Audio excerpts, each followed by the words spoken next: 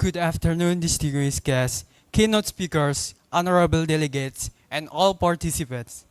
On behalf of the organizing committee, we warmly welcome you to To the the second second International International Conference Conference on on Innovation in Education 2025. 2025. Greetings, ladies and gentlemen. I am Nabila Octavia, and along with my partner, Ahmad Rafi Gariza, we are truly honored to accompany you throughout today's session and activities at ICI EED 2025. This conference is organized by four universities: Universitas Negeri Surabaya, Universitas PGRI Adibuana Surabaya, Universitas Muhammadiyah Surabaya, and Universitas PGRI Sumeneb. this conference provides a platform for educators, researchers, and professionals to exchange ideas, foster collaboration, and build stronger foundations for elementary education globally. Before we officially begin, please allow us to share several guidelines to ensure that today's session runs smoothly and that everyone can fully benefit from the conference. Please be seated at least 5 minutes before each session begins. We kindly keep your phone on silent mode. Please listen carefully and keep questions for the Q&A time. Speakers are kindly asked to use only their allotted time. You are welcome to take photos, short videos, or even recording the session. We only ask that it is done respectfully without disturbing the speaker or other participant. Take time to connect with others and share ideas during breaks. Please follow the staff direction for everyone's comfort. Thank you for your cooperation. We hope today's program will be smooth, useful, and enjoyable for all. To begin our program, may I kindly invite all of you to stand for the Indonesian National Anthem Indonesia Raya and Mars, Himpunan Dosen Pendidikan Guru Sekolah Dasar Indonesia. To Mrs. Ika Rahmawati, we kindly invite you to begin.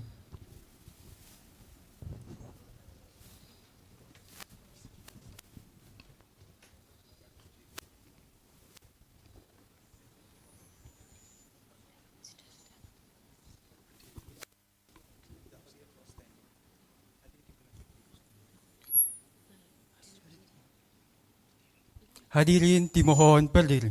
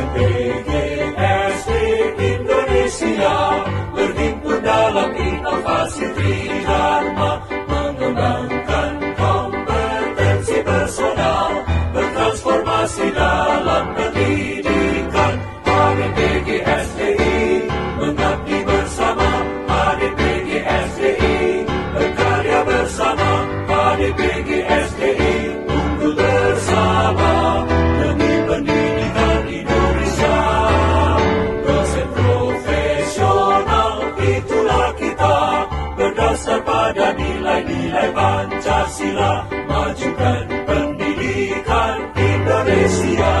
Bergandeng tangan kita maju bersama.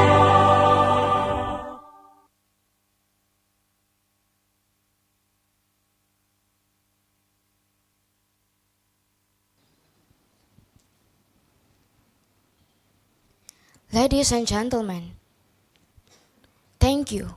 You may now be seated. We appreciate your respectful attention during this important moment. To honor our distinguished guests, speakers, and participants, we are delighted to present the welcome dance. Today, you will enjoy a traditional performance of the Tari Remo, a vibrant dance originating from East Java, Indonesia. Enjoy the show.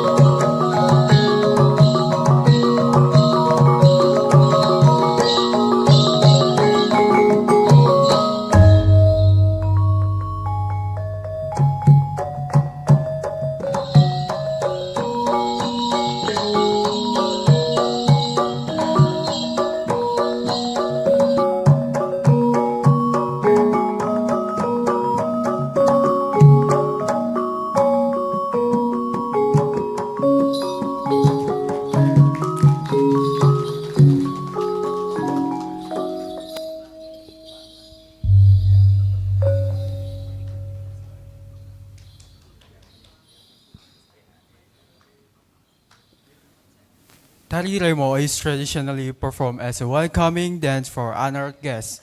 It is characterized by graceful yet powerful movements that symbolize respect, bravery, and warm hospitality of the Javanese people. Through its rhythmic steps and expressive gestures, the dance tells a story of energy, enthusiasm, and cultural pride. Thank you to the performer for this captivating and elegant display of Indonesian culture. The Tari Remo not only welcomes you to our conference but also reflect the richness and diversity of our heritage. Ladies and gentlemen, to officially commence the second International Conference on Innovation in Elementary Education, it is my honor to invite the Chair of ICI-EED 2025, Dr. Putri Rahmadianti, MPD.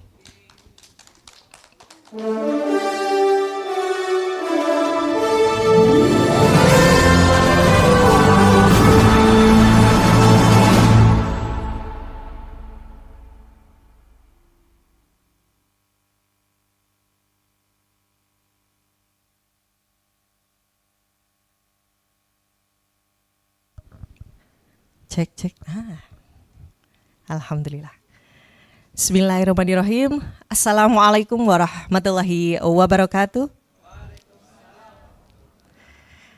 Selamat siang, good afternoon, distinguished guests, keynote speakers, fellow researchers, and all beloved participants. On behalf of the organizing committee, I am truly honored to welcome you to the second International Conference on Innovation in Elementary Education 2025. We are deeply grateful for the presence and support of the expert curriculum developer from Kemdikdasmen, Dr. Taufik Damarjati. We are also privileged to have our distinguished speakers joining this conference. Associate Professor Catherine from the University of Melbourne, Australia. Associate Professor Tasani Juntia, PhD from Kastat University, Thailand. Thank you very much. And Ibu Neni Mariana, PhD from Universitas Negeri Surabaya, Indonesia. Your contribution and insights bring a truly international perspective to this event and reaching our shared mission to enhance the quality of elementary education. This year's conference gathered 98 participants who share a strong passion for innovation and collaboration. Organized by Himpunan Dosen PGSD Indonesia and hosted jointly by Universitas Negeri Surabaya, Universitas PGRI Adibuana, Universitas Muhammadiyah Surabaya, and Universitas PGRI Sumeneb. This event reflects in vibrant, collaborative, and resilient spirit of Surabaya, a city that never stops growing and creating. Our academic outcomes include selected paper indexed by Scopus, conference proceeding, and publication in Sinta Journal. We are also proud to hold 2 workshops.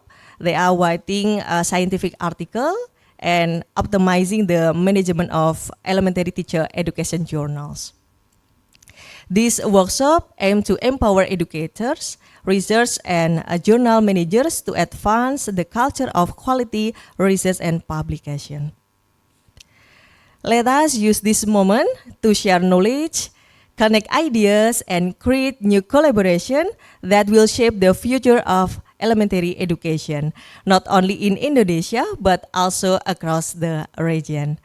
Once again, welcome to the second ICI EED, where innovation meets inspiration and collaboration build transformation. Thank you very much and enjoy this fabulous conference. Thank you very much my team, Suramadu team. Thank you very much. Burung pelikan, burung cendrawasih, cukup sekian dan terima kasih. Wassalamualaikum warahmatullahi wabarakatuh. Thank you.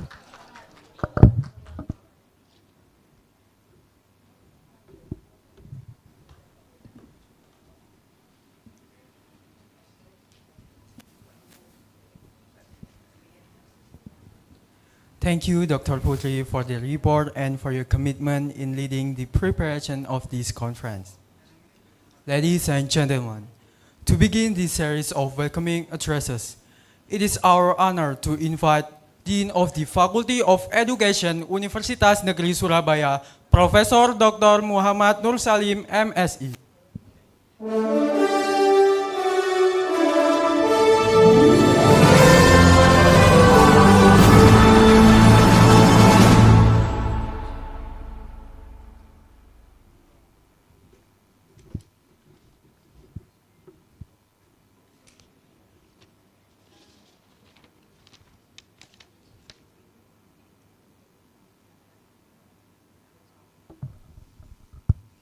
Assalamualaikum warahmatullahi wabarakatuh. Alhamdulillah wa syukurillah wa la haula wa la quwata illa billah. La ilaha illallah wa asyhadu anna Muhammadar Rasulullah. Ladies and gentlemen, allow me berpantun. Buah pisang, buah semangka. Selamat datang di ICCID. Buah semangka beli di Lidah Wetan. Nah, PGSD UNESA siap satu langkah di depan.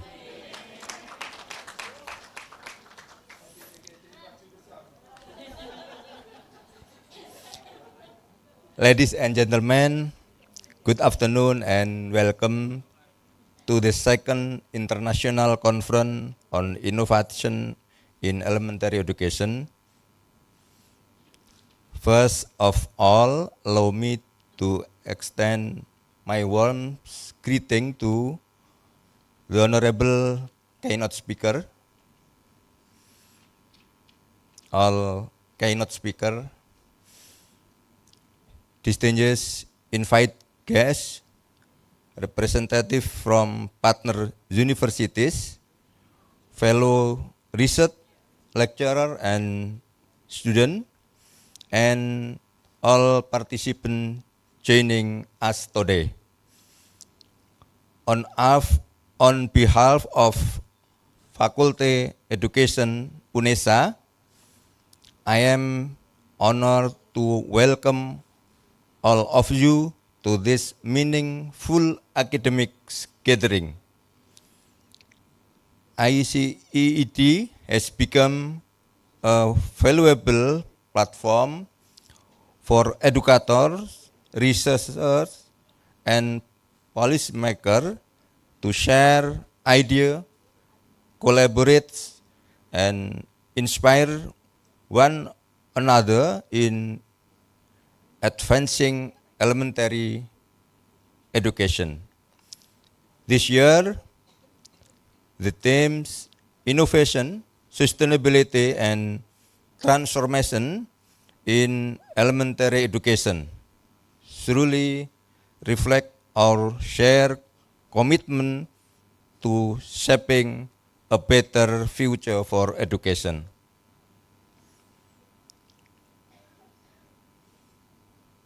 I would like to express my deep appreciation to the keynote speakers, presenter, and organizing committee for their hard work and dedication in making this conference possible. Finally, I hope this conference will be fruitful forum to exchange knowledge, build network, and generate new ideas that will positively impact to the world of elementary education. Thank you very much for your kind attention. I wish you productive and inspiring this conference. Welcome to ICCED 2012 and welcome to Surabaya. Wassalamualaikum warahmatullahi wabarakatuh.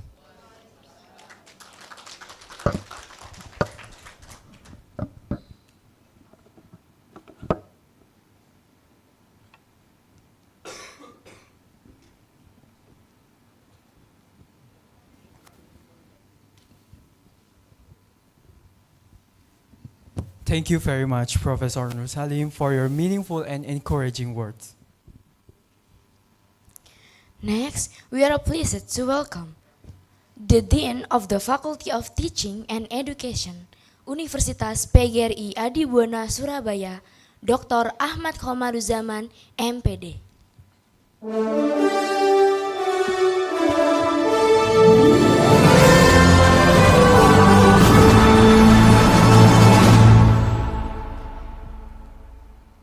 Ladies and gentlemen, due to another official engagement, Dr. Ahmad is unable to be present with us today. We deeply appreciate his support for this conference. We shall now proceed to the next welcoming speech.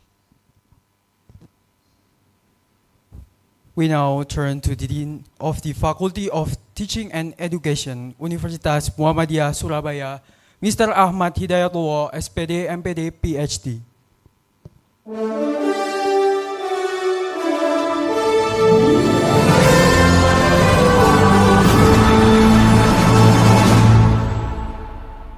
Ladies and gentlemen, due to another official engagement, Mr. Ahmad Hidayatullah is unable to be present with us today. We deeply appreciate his support for this conference. We shall now proceed to next welcoming speech. Now, we are invite the Rector of Universitas PGRI Sumeneb, Dr. Asmoni, MPD.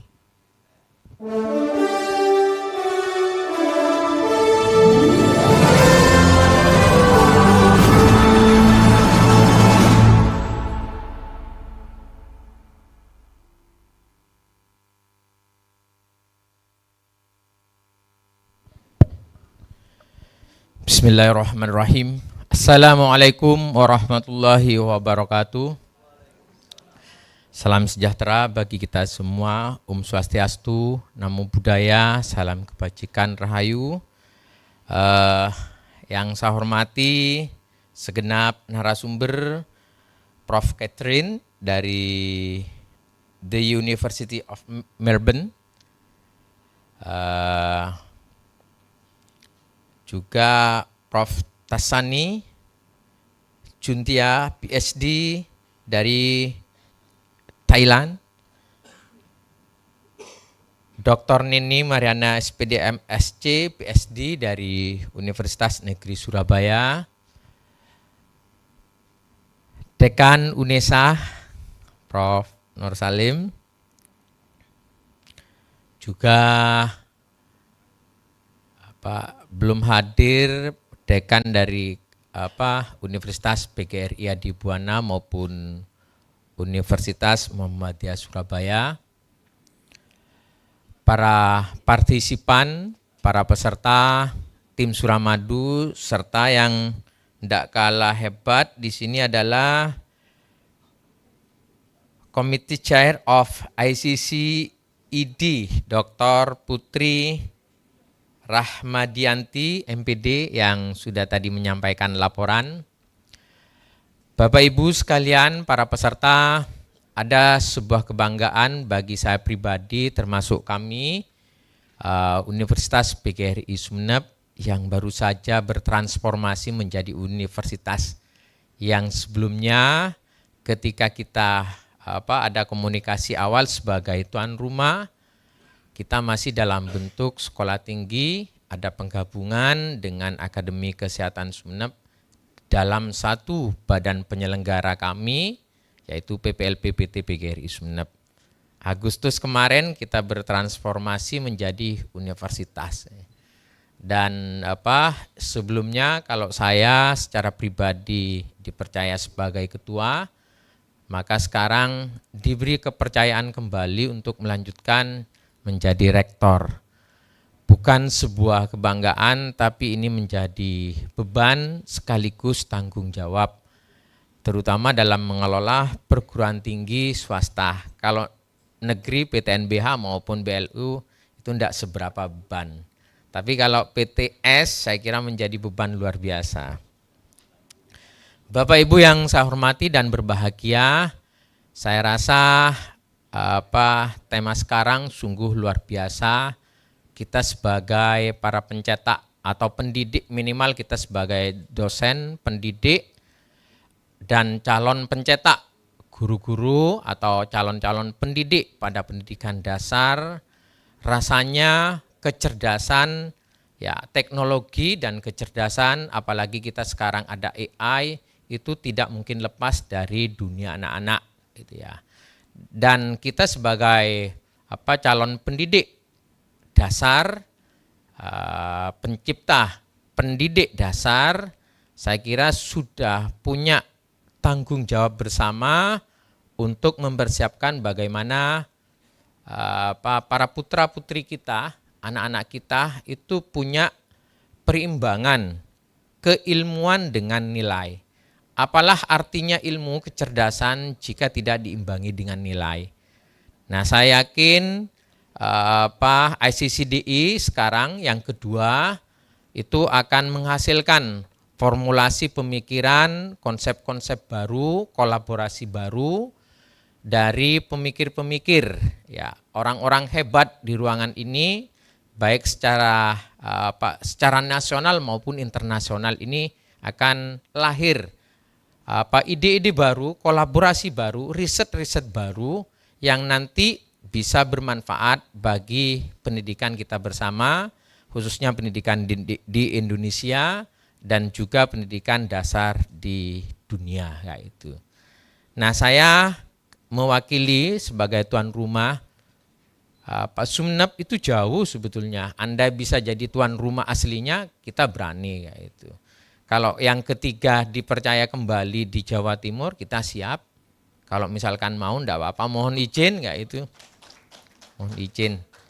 Enggak apa-apa, sekaligus kita refreshing, karena Sumeneb itu indah dengan pariwisata, indah dengan ada pantai, ada pulau oksigen, ada pantainya juga sungguh luar biasa. Tapi sayang transportasinya dari Surabaya ke Madura itu, ke Sumeneb itu kisaran 4 atau 5 jam.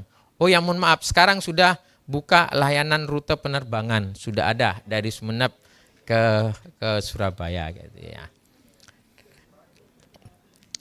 Bapak Ibu para peserta dan hadirin yang saya hormati serta seluruh tim Suramadu, saya atas nama pribadi dan atas nama UPI Sumeneb mengucapkan selamat dan sukses. Semoga kami, PGSD kami itu siap berkontribusi, siap berkolaborasi dan siap menjadi bersama-sama. Ya, kalau UNESA tadi satu langkah ke depan, kita berharap bersama-sama melangkah satu langkah ke depan dan bersama-sama di depan, kayak itu. Saya kira itu, selamat dan sukses. Akhirul kalam, assalamualaikum warahmatullahi wabarakatuh.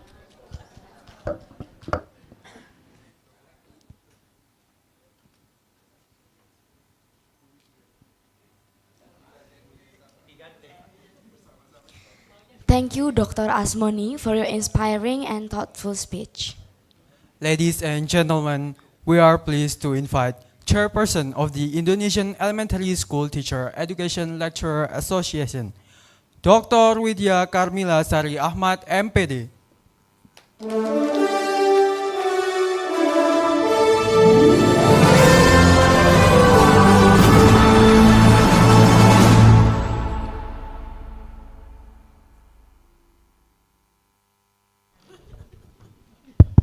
Nggak punya pantun saya padakan. Orang Makassar biasanya nggak pakai pantun, biasanya langsung aja ngomongnya. Oke, mohon izin. Saya akan memulai. Bismillahirrahmanirrahim. Assalamualaikum warahmatullahi wabarakatuh. And good afternoon. Let me start my speech opening ceremony. In this opening ceremony, by greet all the leader from the university, the host university. Yang saya hormati Bapak Dekan Fakultas Ilmu Pendidikan Universitas Negeri Surabaya, yang saya hormati Bapak Rektor. Selamat Pak Rektor, ya udah jadi universitas, perjuangannya lama ya Pak ya. Alhamdulillah. Bapak Rektor dari Universitas PGRI Sumeneb. Kemudian yang belum dapat bergabung dengan kita, Bapak Dekan Fakultas Ilmu Pendidikan Universitas PGRI Adibuana. Kemudian Bapak Dekan dari Fakultas Ilmu Pendidikan juga, tepatnya di FKI. Oh, ada Ibu Wakil Dekan, ya mohon maaf Ibu, ya dari Universitas Muhammadiyah Surabaya. Terima kasih. Mana tim Suramadunya mana nih? Hostnya, coba angkat tangan semua panitia yang Surabaya dan Madura. Mana. Nah, ini tim hebat. Beri tepuk tangan Bapak dan Ibu. Tanpa tim ini kita nggak bisa jadi ini kegiatan kita. Okay, distinguished guests, the respected speakers, the college, and all participants who's attending this international conference. This is the second international conference we have done in Malang ya, 2 tahun lalu. Kita melakukan di Malang dengan host university dari Universitas Negeri Malang, Universitas Muhammadiyah Malang, Universitas PGRI Kanjuruhan Malang, just only 3 university. Ya, kemarin kita ada 3 universitas, hari ini kita ada 4 universitas. Sama dengan hashtagnya PGSD, Bapak dan Ibu, itu adalah maju bersama. Jadi kalau tadi Surabaya UNESA 1 langkah, kemudian tadi Pak Rektor bilangnya apa tadi Pak Rektor? Bersama, ya mari kita maju bersama Bapak ya. Oke, baik. It is truly a great honor for me on behalf of the organizing committee and the host institution to warmly welcome all of you to the international conference. This is the second international conference from HDPGSDI.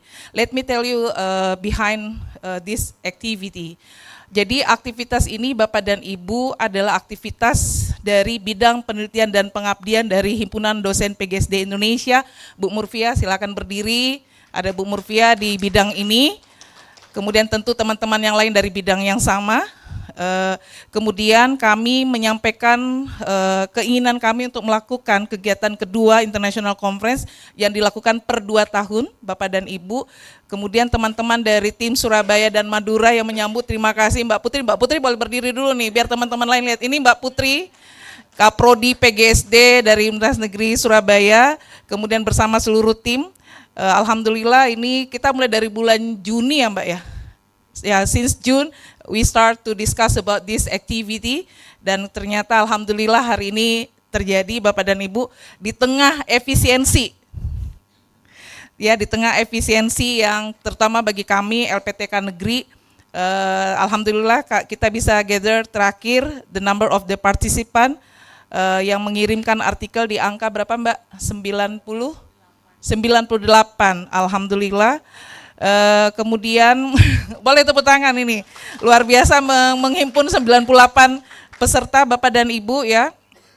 Harapan kami tentu we hope this international conference will be running well, semua akan berjalan dengan baik. Because in this era of digital transformation, our challenges is no longer just about integrating technology into classroom, but about redefining the very essence of learning itself. We must ensure that while our students become technologically literate, they also remain deeply human, guided by empathy, ethics, and strong character.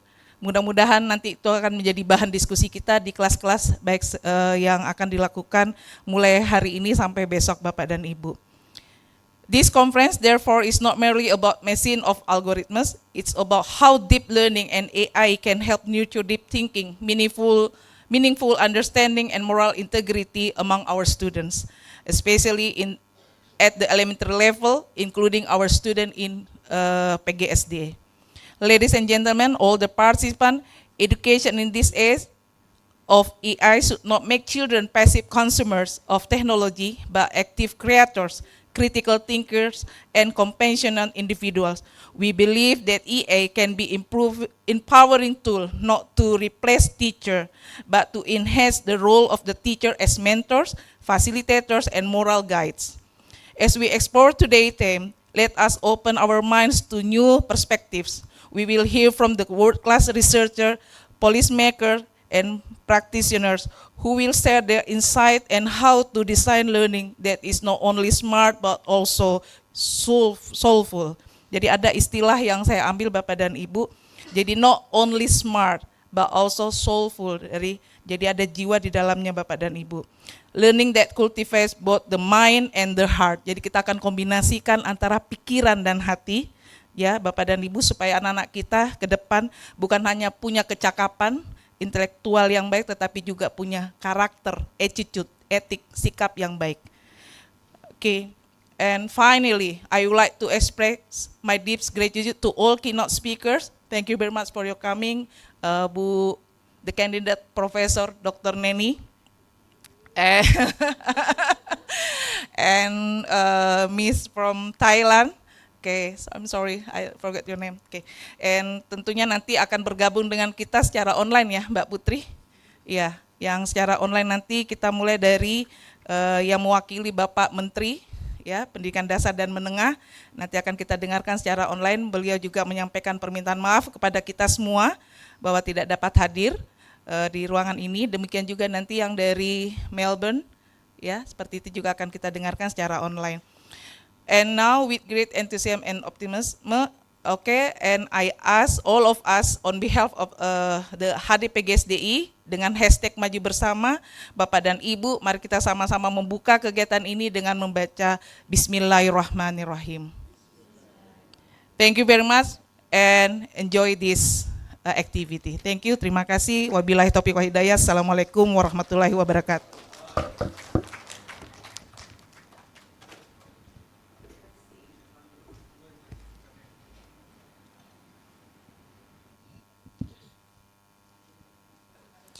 Thank you, Dr. Widya, for the warm remarks and for officially opening today's conference. With that, the second International Conference on Innovation in Elementary Education is now officially open. We sincerely hope this event will run smoothly, bring meaningful insight, and serve as a valuable platform for sharing knowledge and inspiration among us all. Ladies and gentlemen, please give a big round of applause to mark the official opening of conference.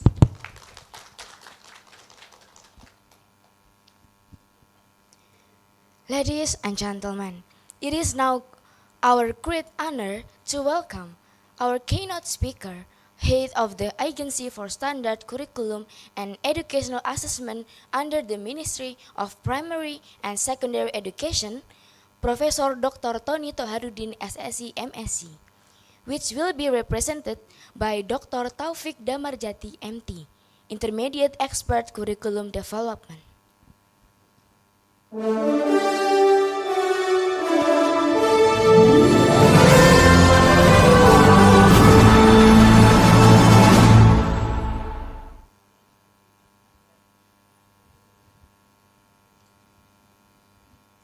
Assalamualaikum warahmatullahi wabarakatuh.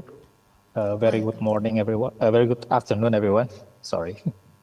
I would like to apologize that Professor Tony can come to this forum due to several reasons. And the MC has already introduced me, but I would like to reintroduce myself. I work as the curriculum developer and as a PIC in coding and AI curriculum development, as well as the member of the team for the deep learning development. And in this forum, I would like to congratulate the ICIEED. I would like to congratulate the committee, every members that can realizing this very meaningful forum, the ICIEED, the second ICIEED. And distinguished guests, speakers and participants, is in this moment I would like to give some presentation about our policy in deep learning and coding and AI, especially in elementary school or elementary education. Okay, next. So, our minister already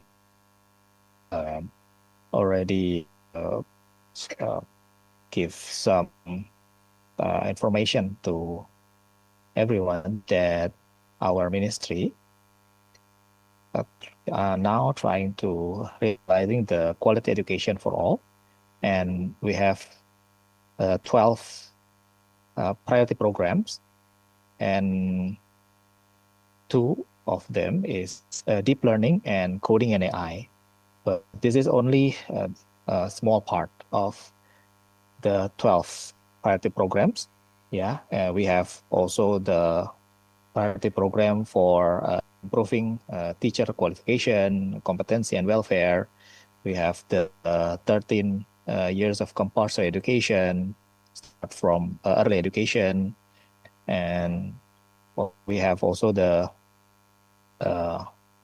national numeracy movement. Yeah, and also we have the TKA, or the academic ability test, as part of our quality education quality assurance. So the deep learning and coding and AI is only part of our priority programs. Okay, next. So this is the background on why we try to implement the deep learning and coding and AI in Indonesian education system. The first background is the future change are difficult to predict, and also we have some quality issues, in literacy, numeracy, higher order thinking skills, and educational inequality. And in the right part of the screen, you can see that we have some issue in higher order thinking skills of the student that already captured by the PISA in 2022. And the result is 99% of Indonesian students, especially who takes the test, the PISA, can only answer the level 1 or 3 question, which is the lower order thinking skills. So there's a very big problem for us, very big issues, and we are trying to we try to discover the cure for these issues, the solution for these issues. And we have also the demographic bonus in 2035, and the needs for digital talents. We need more than 12 million digital talents in 2030, if I'm not mistaken. And we still have gaps in fulfilling those needs. And the last background is the future competencies, the 6 Cs, the digital literacy, the financial literacy, etc. So we have to prepare our future generation to have these kind of competencies. Okay, next. So next, in this part, I would like to give you some information about our deep learning policy. The first one is deep learning concept. You can see in the left part, we have a circle there. We call it the deep learning framework. And that framework has several layers. The first layer from the center, we have a deep learning, the title, and the second layer, the white one, we have the dimension of graduate profiles as a goal, and the third layer is the learning principle, the mindful, meaningful, and joyful. And the fourth layer, we have the learning experience, the understanding, applying, and reflecting. And the last layer is the learning framework. We have the pedagogical practices, learning environment, leveraging digital, and learning partnership. And we do some adaptation, yeah, from the deep learning concept created or invented by Michael Fullan.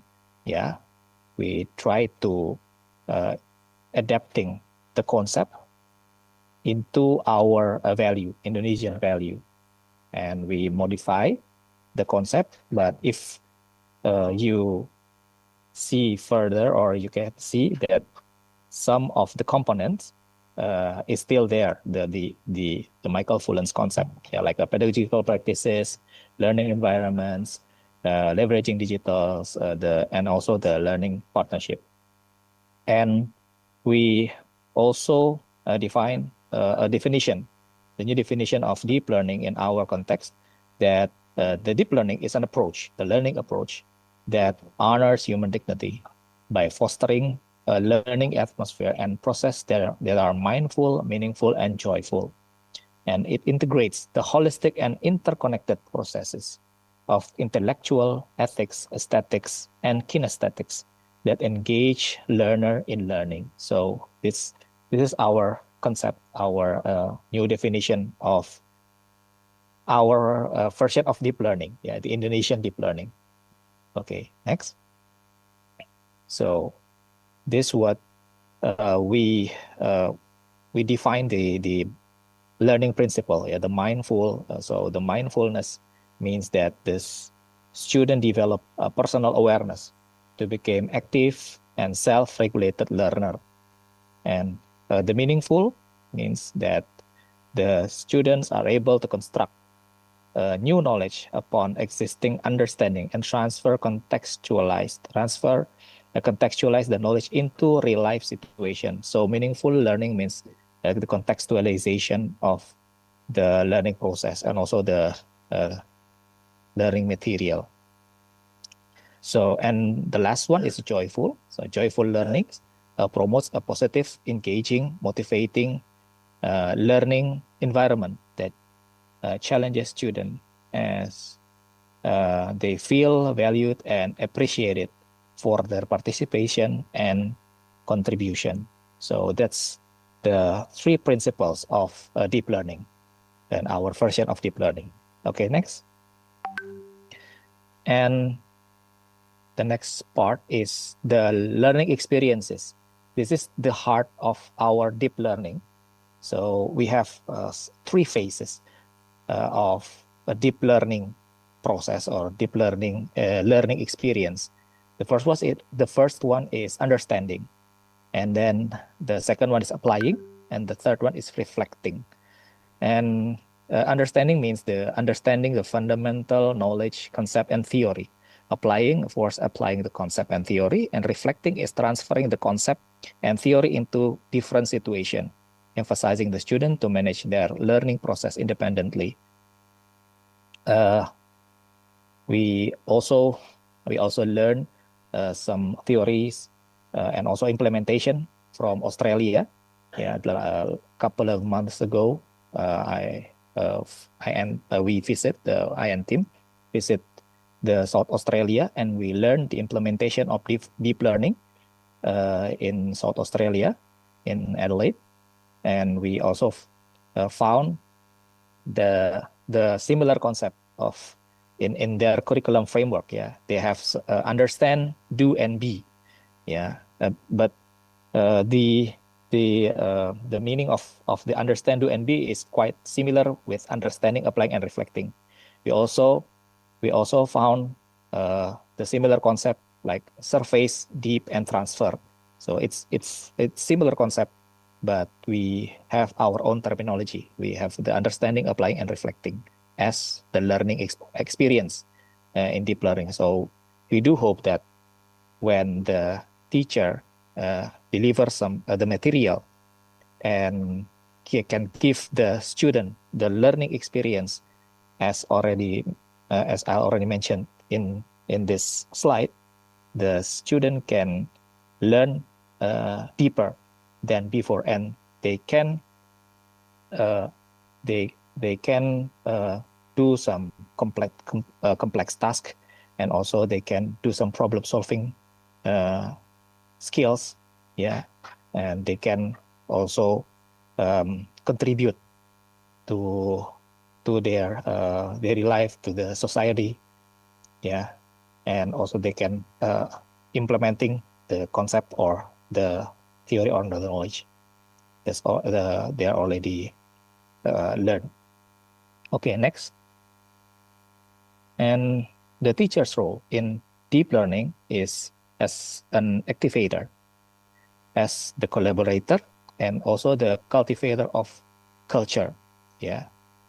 So actually, we already have the old concept, yeah, of student-centered student-centered learning. Yeah, and with the deep learning. With deep learning, we try to reintroduce, yeah, and also we try to improve, yeah, improve the old concept that we want the teacher as an activator, yeah, and teacher can actively engage the student in reaching learning goals, yeah, and can make the student also as a learning partner.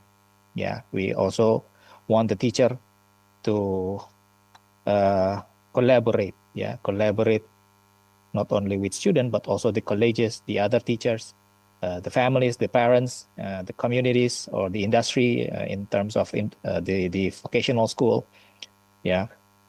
And also we want the teacher to empower student with trust and opportunity for risk taking, yeah, to nurture creativity and innovation, yeah.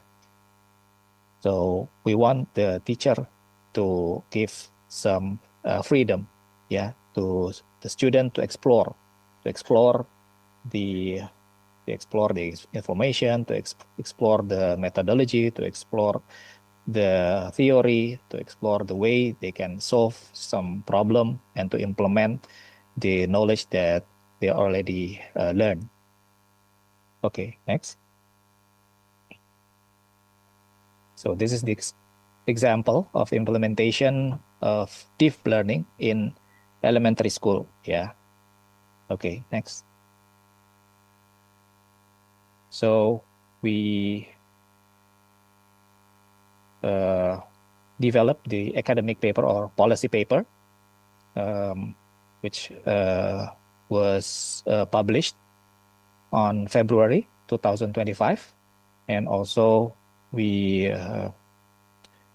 also published the new regulation, the regulation of the Minister of Primary and Secondary Education, number 13, 2025, and also the decree of Minister of Primary and Secondary Education. I'm sorry, this the name of the minister is still incorrect. So number 126 about the guideline for the implementation of deep learning in early childhood education, elementary education, and secondary education.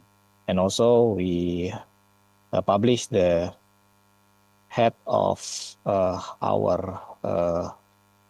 head of BESCAP decree of head of BESCAP number 46, yeah, concerning about learning outcomes in early childhood education, elementary education, and secondary education. Yeah, because of this new implementation of the deep learning needs the simplification of the curriculum. We have to decrease several material, yeah, the unessential material, and so in the implementation of deep learning so the deep learning can be implemented, yeah, in the right way. Okay, next. Okay, next. Okay. The next part, I would like to give you some information about coding and AI policy, and I would like to give you some statement, a statement from our minister, The coding and AI learning is designed to have a positive impact on students, such as the development of logical and analytical thinking skill. These two areas are expected to not only cultivate problem-solving skill and readiness for technology utilization, but also to foster a deep understanding of ethical responsibility. Okay, next. So, as already mentioned by our minister, we try to develop the coding and AI curriculum with the very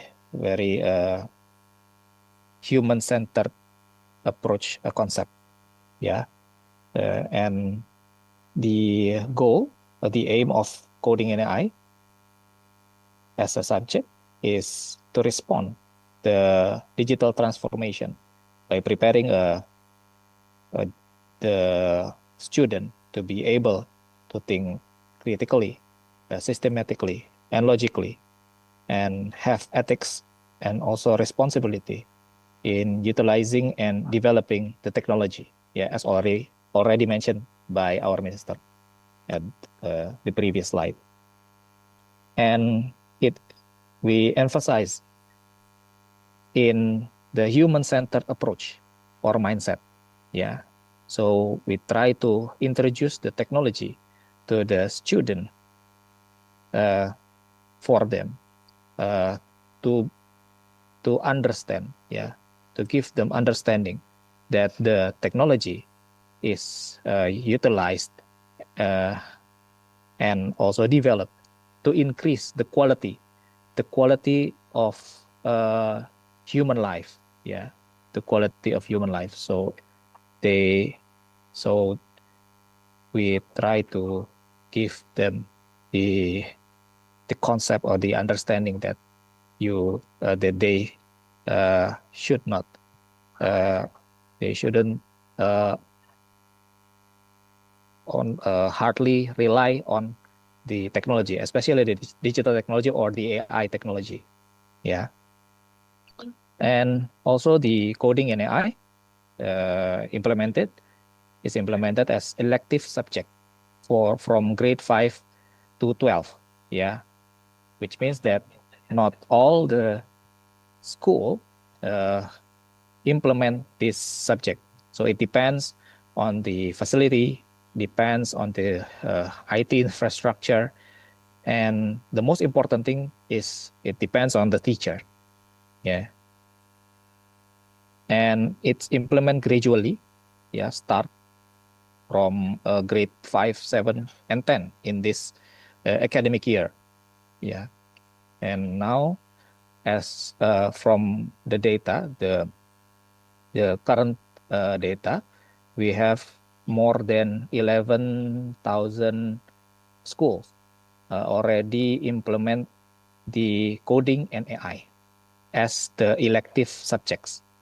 Yeah, it's besides the schools that already implement the coding and AI as the extracurricular.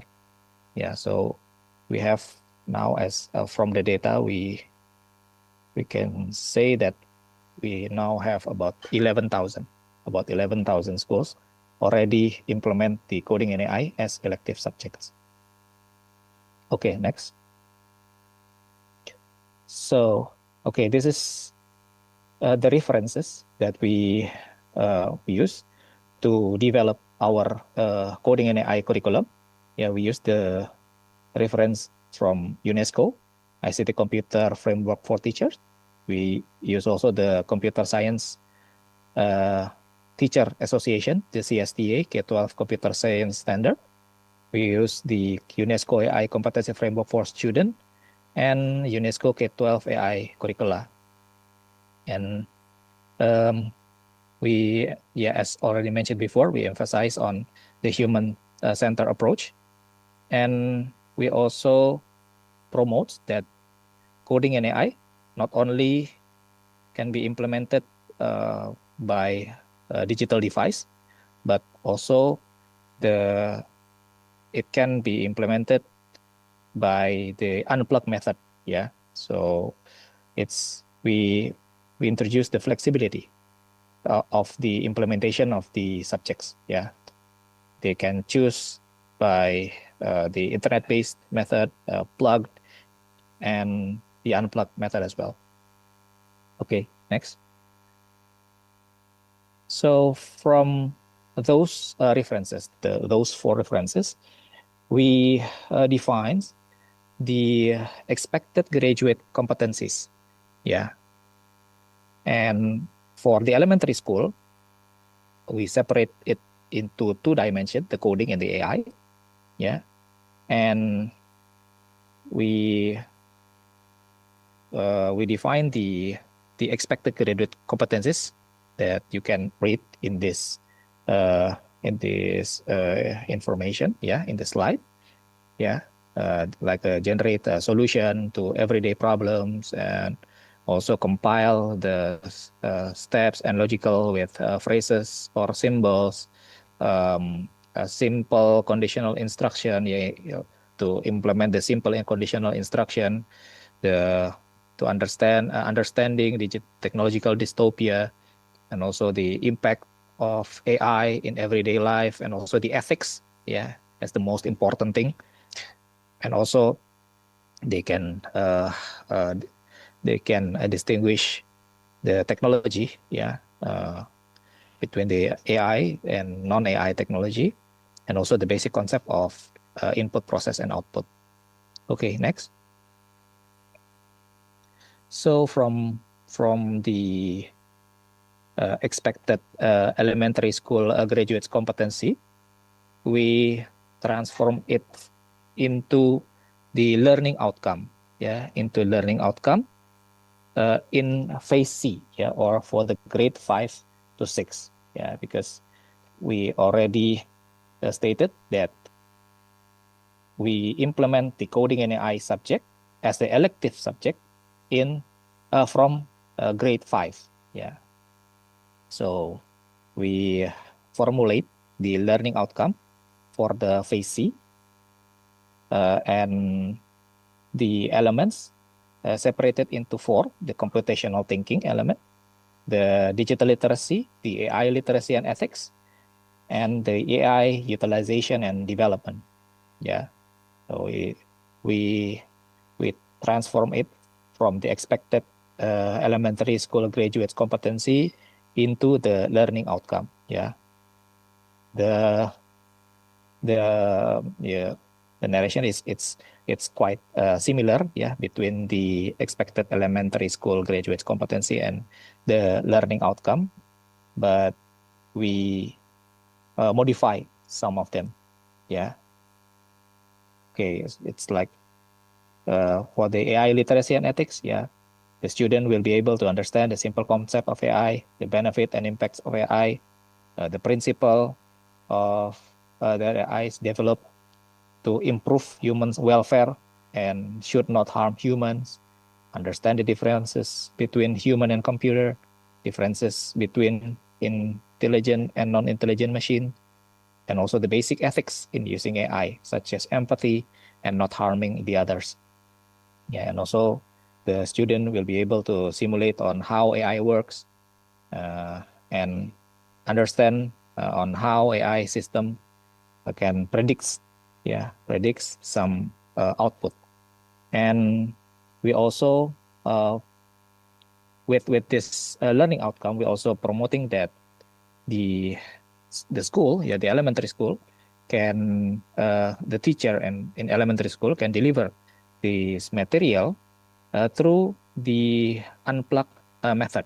Yeah, so the material is very basic, very fundamental, and in implementation, the teacher, which who has no high technology privilege, yeah, they can use the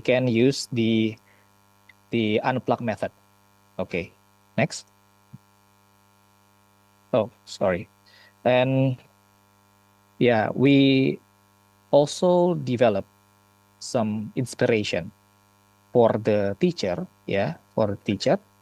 to help them plan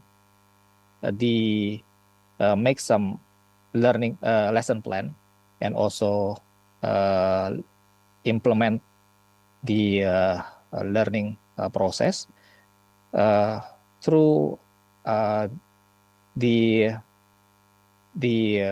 some example. We also develop about 42 or 43 the learning modules, and also the lesson plans inspiration for the teacher, especially with especially for some materials, or for some for some topics, to help the teacher deliver the material or deliver the topics by using the unplug method. And the example or the inspiration of the lesson plans were uploaded in the Rumah Pendidikan platform, in Rumah Pendidikan platform, in Ruang GTK feature. We already upload the content. So the teacher who start to implement the coding and AI subject, especially in elementary school, can also fully adopting, or can adapting the inspiration that already uploaded by us into their daily work or daily activities. And we also developed the academic or policy paper, which also published on February, similar with the deep learning policy papers. And also we also developed the regulation, quite similar with the deep learning, but the difference is the decree, of Minister of Primary and Secondary Education number, for the coding and AI, we publish the regulation number 127, difference than the deep learning. The number is 126. Concerning the guideline for the implementation of coding and AI in early childhood education, elementary education, and secondary education. Excuse me. Okay, next. I think that's the end of my presentation. Hopefully, you get some meaningful information from my presentation, and we also open for the researchers, for the students, for the lecturers, to give us some inputs, and also to make some research about further research about the implementation of our policy. So in the future, we can improve our policy and make the better quality of education, especially for Indonesia. Thank you for your time. Assalamualaikum warahmatullahi wabarakatuh, and very good afternoon.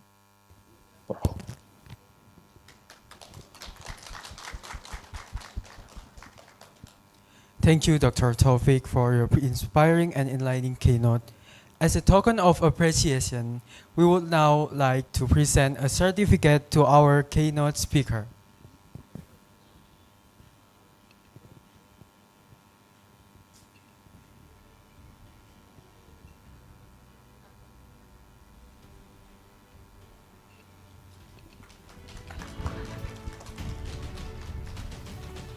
Thank you. Thank you very much. Now we will take a documentation. Please look at the camera. 3, 2, 1, and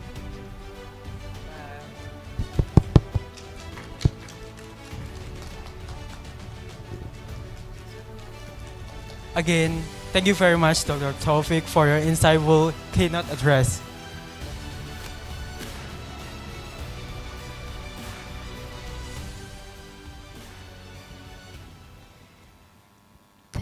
Before we move to the next agenda, let us witness the signing ceremony of the signed agreement between Himpunan Dosen PGSD Indonesia and Kasetsart University Thailand.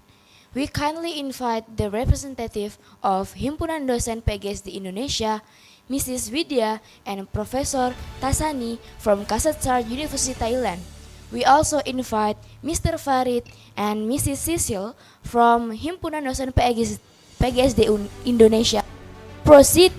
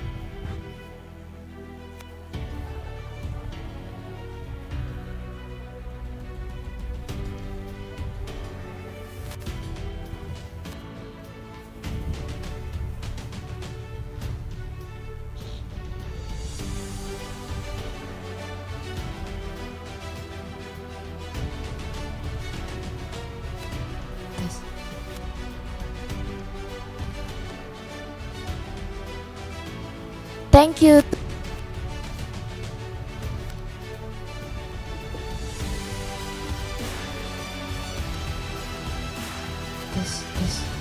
Thank you to Mrs. Widya and Professor Tasani.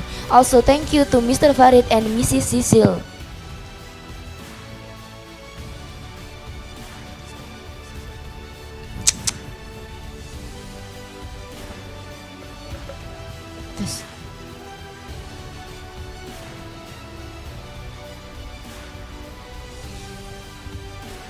Please give a big round of applause to Mark. At this time, we would like to invite all speakers to kindly come forward for a group photo session together.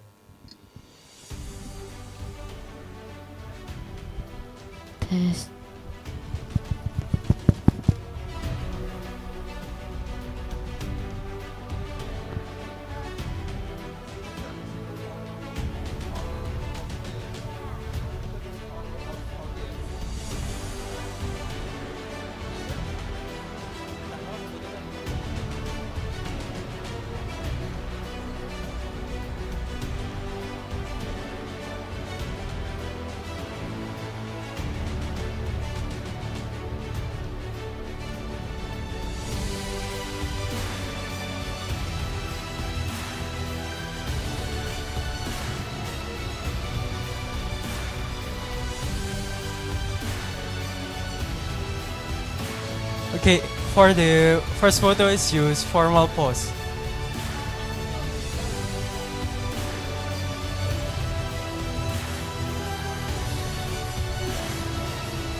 Three, two, one, and smile.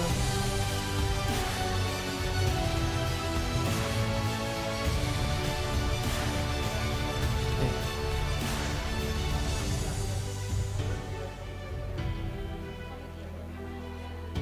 And the next is for all committee.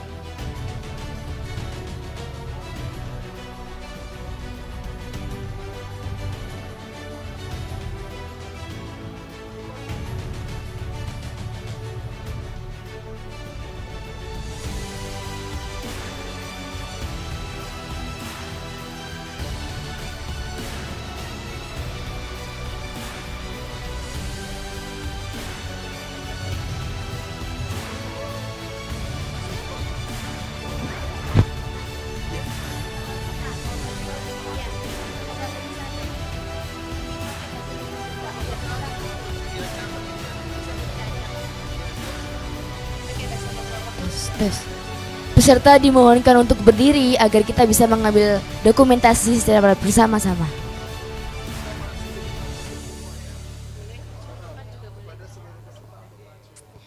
Kepada seluruh peserta dipersilakan untuk maju ke depan untuk melakukan sesi dokumentasi.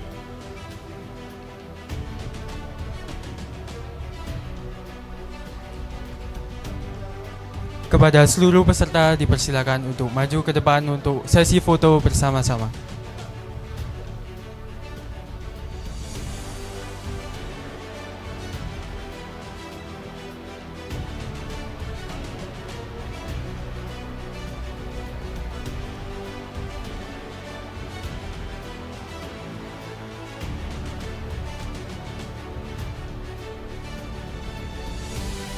Cek, cek.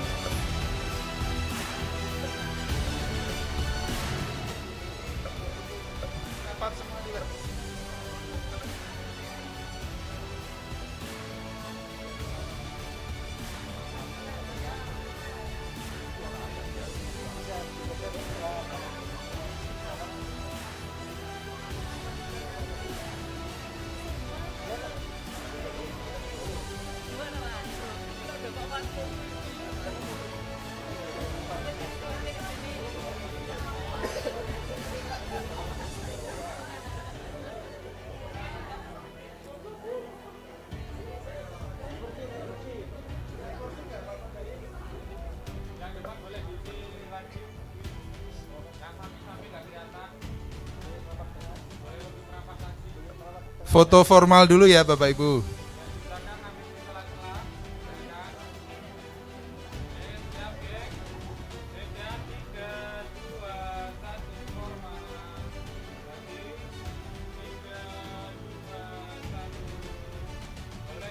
Ganti gaya silakan. Gaya yang paling nakal.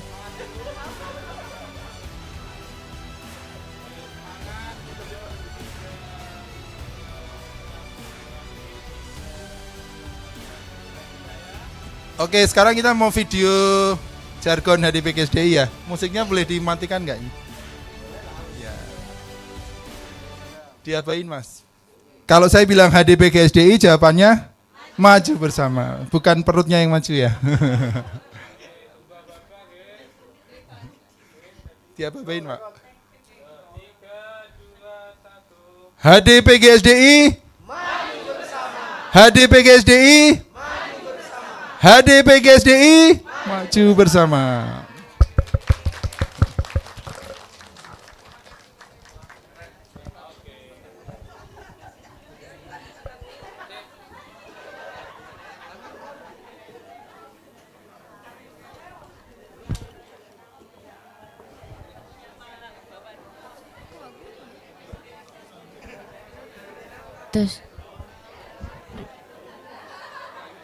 Thank you once again to all our distinguished speaker.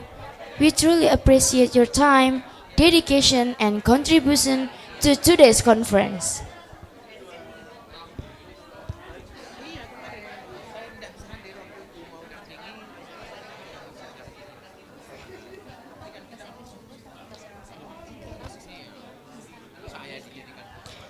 Ladies and gentlemen, we will now have a short break for refreshment and Ashar prayer. Please return to the main venue at 3:15 p.m. for the plenary session. Kepada Bapak dan Ibu sekalian, kami persilakan untuk beristirahat sejenak dan menikmati hidangan yang telah disiapkan di depan ballroom. Hadirin dimohon kembali ke venue pada pukul 3:15 for the plenary session. Thank you.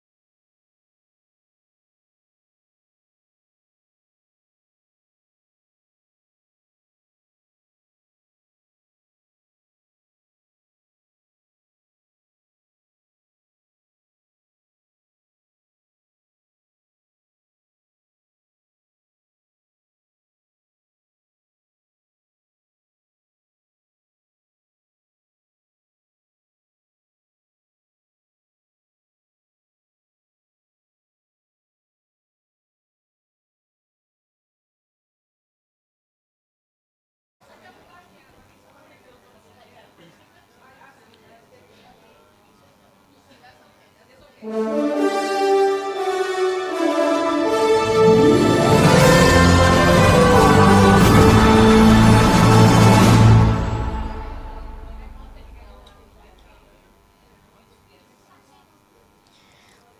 and gentlemen, welcome back.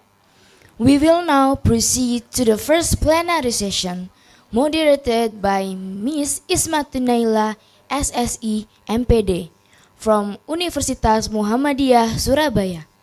In this session, we will hear two distinguished speakers, Associate Professor Tasani Juntia PhD from Kasetsart University of Thailand, and Neni Mariana SPD MSc PhD from Universitas Negeri Surabaya.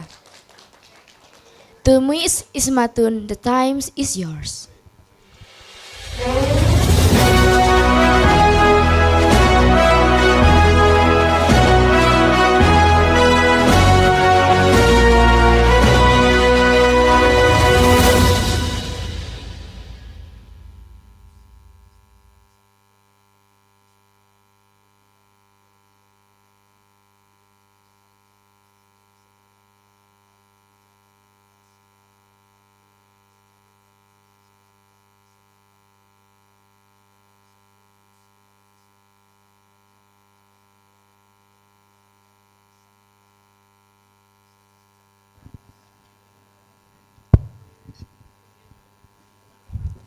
All right, thank you, MC, for the warm introduction. Good afternoon, ladies and gentlemen, distinguished speaker, esteemed guests, and fellow participants. Welcome back to the second International Conference on Innovation in Elementary Education. This year, our theme is Deep Learning and Artificial Intelligence in Elementary School Education, a new era of meaningful and character-based learning. My name is Ismatunela and I'm honored to serve as the moderator for this session.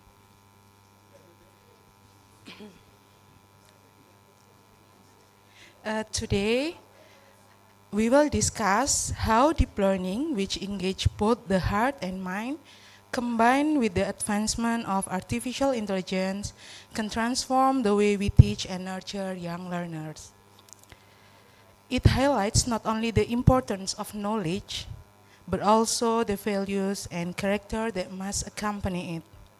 In this session, we will explore how these ideas can be translated into practical strategies, innovative research, and inspiring experiences shared by our distinguished speaker. Their insight will help us better understand both the opportunities and the challenges of integrating AI and deep learning into elementary education. All right, ladies and gentlemen, without further ado, let's invite our speakers, Professor Tasani Juntia and Ibu Neni Mariana PhD to the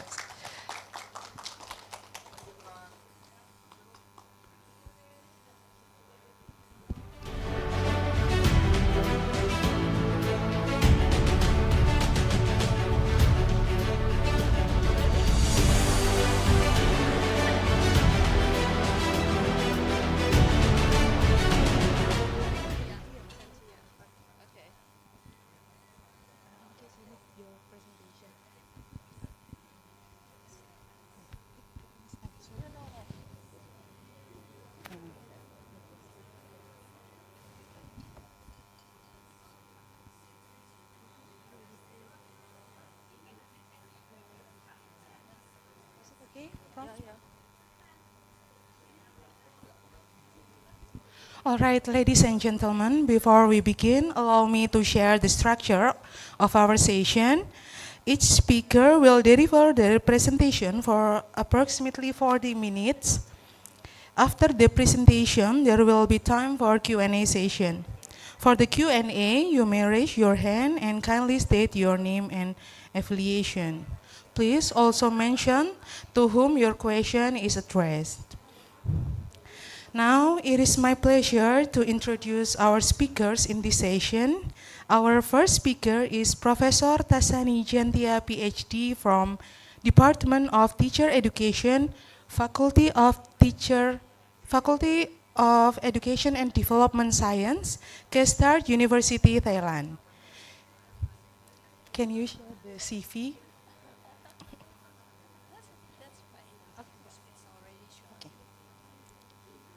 She earned her PhD in Curriculum and Instruction and Master of Arts in Teaching English as Foreign Language from Silpakorn University, as well as a Bachelor of Arts in English from Chiang Mai University, Thailand. Professor Tesani has extensive administrative experiences, currently serving as Deputy Dean of Student and International Affairs at Kestar University and previously as Deputy Dean of Student Affairs and Deputy Head of the Teacher Department. Her research focuses on teaching English as a foreign language, curriculum and instruction, and English camp programs. Next, allow me to introduce our second speaker, Ibu Neni Mariana PhD from Universitas Negeri Surabaya, Indonesia.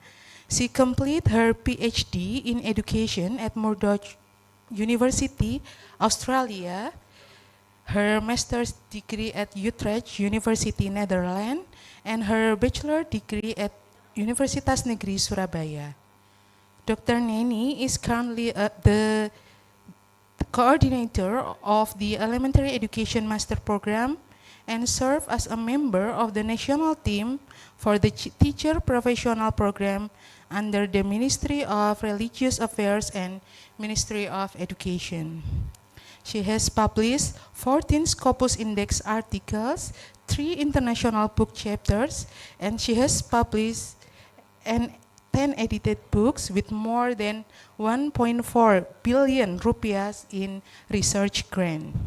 Her research and professional networks include the National Association of Indonesian ETE Lecturers and Transformative Educational Research Group. All right, ladies and gentlemen, without further ado, let's invite our first speaker, Professor Tesani Jantia. The floor is yours. Okay, thank you very much. Very good afternoon to everyone. Selamat siang. Okay, all the distinguished guests, colleagues, and the fellow educator here in Indonesia. It's my second time here.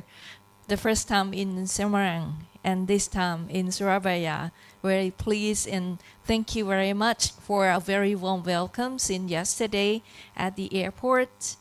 Every staff facilitated me and serviced me very, very good as a princess. Yeah, like I said.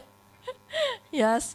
And I'm from Kasetsat University, a government university from Thailand. We got so many campuses for Kasetsat University. One of the campus that I came from, it's like 2-hour drive from Bangkok. Okay.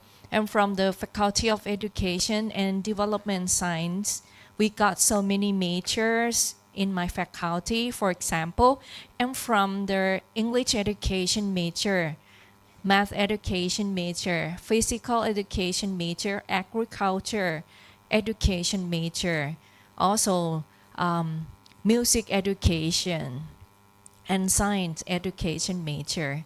And we got lots of international students there studying master and doctoral degree. So if you have a plan to study abroad, yeah, KU is another alternative choice for you to study. Yeah, very welcome. Okay, if you would like to extend your degree in the future. And this is the slide of my campus. 2 hours drive from Bangkok. The first one is the main entrance. When you entrance to the university, we got the god of rain, Viruna. Okay, it's like the symbolic for the students. Okay, there. And at my faculty, EDS KU from Education and Development Science, because we got the feel for the people who would like to develop the agriculture and education. So that's why we got two names, not only education faculty, but the education faculty is located at the main campus in Bangkok. Okay, but any institute that would like to do the cooperation, we are very pleased to join it with you, because right now we have many cooperation activity with UNES. Okay, we do like student exchange, the credit transfer program, and also like the research that we can conduct together, and then we will publish together. Okay, and every February we got like a very blooming of pink trumpet flower. It's like you're in Japan. So beautiful, yes. A lot of tourists visit our campus during that time. Okay, yes. Okay. Next slide is let's see the fact sheet of Thailand education. Today, not only their deep learning and AI that I would like to show you that, and I would like to share you about Thailand education also. I think we are quite similar in some contexts. Maybe we can share, and we are not competitive one, but we are friends in our education area. So let's see what's going to be in the slide. Okay, for the population in Thailand now, it's nearly 71 million people, and we use Thai as a medium of instruction, but English is a foreign language, okay, for every student. And at school, they will start learning English since the first grade, okay. But for their private school, they'll start seeing them in their kindergarten, okay. The basic education system will start from the first grade to the 12th grade, but the compulsory education, it's just only the first grade until the 9th grade, okay. And we got two academic semester. The first semester is on June until March, okay, and the second one is on September until June, okay, and the last from June until May will be the summer break for the student, okay. The next, let's see the Thai national education system. We got like 3 years for preschool education and 6 years for elementary education. Next is the junior or lower secondary education for 3 years, upper secondary education for another 3 years, and higher education in bachelor degree and undergrad students, okay. But if their students do not choose, they will have to go to the vocational education or a special vocational education, okay. So many options for the students in Thailand to choose, okay. The next is about the grading system in Thailand. We got like 0 to 4, okay. Yes, and we can compare with the US or the Western style, okay, to be like exceptional, superior, satisfactory, pass or fail, okay. The next one, yes, this picture will show you some Thai elementary school environment or the third teacher.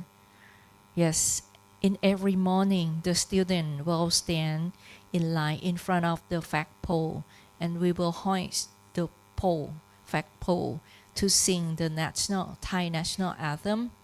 After that, they will go back to their classroom, and then they will play for the Buddhism. After that, they will do like meditation, like 5 minutes to get the student ready for the class and be concentrate to the lesson, okay. The next is like the environment also in the classroom. In the past, there used to be like teacher center, but right now they change into student center. So the pattern, the style of the student desk is like in a group, okay? And we got lots of computer and many facilities for them to get to their technology easily, okay? The next one, I would like to share you about their education pillars, the 4 pillars from UNESCO for the student around the world to be conscious about that. The first one, learning to know, okay? They learn to know about the knowledge, so they will get knowledge from that, okay? Learning to do, they will get skills from doing, learning by doing. The next one, learning to live together, they will know all the living skills and ethics and everything, okay? The last one, learning to be, okay? For learning to be, they will know like their personal qualities, okay, that will reflect or and adapt into the modern world, okay? The next one, okay, let us go deep into the AI and machine learning, also the deep learning, but this context is also in the science context, okay? We will get into the science context first, and then we will go back into the educational context, okay? For the AI, for the science context, we use computer science and data to enable problem solving in machine. Everything is in machine for a science side, okay? Then we will have the machine learning to be the sub of the AI. It's to study of computer system that learn and adapt automatically from experience without being explicitly programmed. And the last one we'll get to know about deep learning in the science context is the machine learning technique that layer algorithm and computing units into artificial neural network that mimicked all the human brain, okay? If it's quite difficult to find the meaning, okay, I will show you the flow chart of the deep learning on their science site, okay? When we got the raw data input, okay, you feed all the data input in the computer. Then the machine process, the system processing data and generate algorithm. And next, there will be like improved thinking quality. Okay, the machine will enable to improve the quality of thinking. Right now, we don't want the student to have just only low order thinking, but high order thinking is the design thinking that we would like to have it. Next is autonomous response generation. The machine creates adaptability and autonomous response pattern. And the last process is learning in complex environment. The agent capable for learning, adapting in a computer and certain environment. That is all for the deep learning for the science, okay, dimension. But now let's move deep learning into education.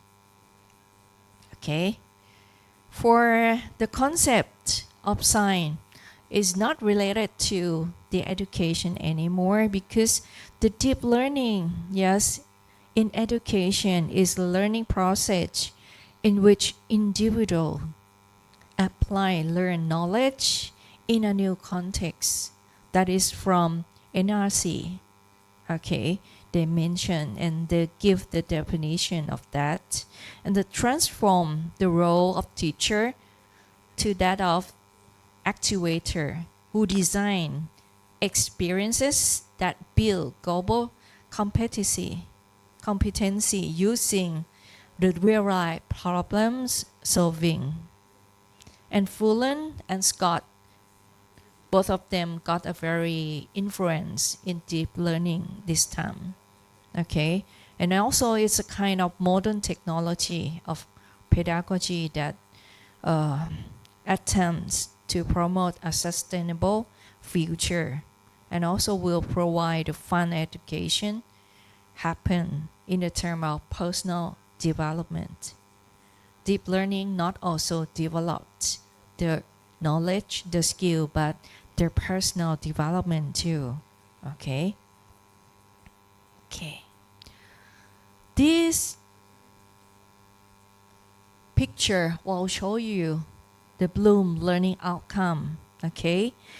Especially for the Bloom learning pedagogy, okay, you will get so many things about that. But for a deep learning, we need more because we would like to have the students know and think for high order one. Okay, so we can separate into 6 steps of Bloom learning's outcome. The first one is remembering, okay, understanding, applying. That is for low order thinking. It's surface learning. But we don't want the student to know just only that. We would like to have the student analyzing, evaluating, and creating. That is the thing that we would like to have the student create all things happen while we are teaching. Okay, to have the student have high order thinking for deep learning. Okay, because just only remember, understand, and apply is not enough anymore for our society of education. Okay, so we have to be prepared student for the 21st centuries. Okay, there are lots of 21st centuries skills that they would like to prepare our students to be ready for that. The first thing that we would like to foster critical thinking for them by developing problem solving and analytical skills for them. So problem-based learning and also project learning strategy will come on this time. Okay, of that we have to promote the collaboration. Right now is the society of the social media. Everyone got a smartphone and talk to themselves and talk to the machine, not talking to each other and not to cooperate with any friends. So we try to encourage the teamwork and communication abilities to all students. Some students do not have the skills to communicate with others. They don't know which word will be good or proper in any situation that they used to. Last week, I got a problem of one of my students. They cannot communicate well. They thought that they understand already, but the rest of their friends or the teacher still confused and don't know what he was talking about. Okay, because just only algorithm and everything that they feed into the smartphone and tablet, they don't know how to be like realized and be in the real world. Okay, and the next one is integrating technology. Okay, for the new generation, it's quite easy for them to get into the new technology. It's relevant digital tools for learning and exploration for them. But for the teacher, we have to be ready for that too. Okay, because some teacher maybe lots of in Thailand, they like deny, don't want to learn the new thing, or any technology, but we cannot say no. Okay, we have to say yes. Okay, I will try. I will have the open mind to the new technology, and then wanna try to develop all the student. Yes. Okay. And this is like their 21st century skills for lifelong learning. Yes. That I try to recap for you. Okay. We got like the foundation of literacy, competencies, and character qualities. Okay.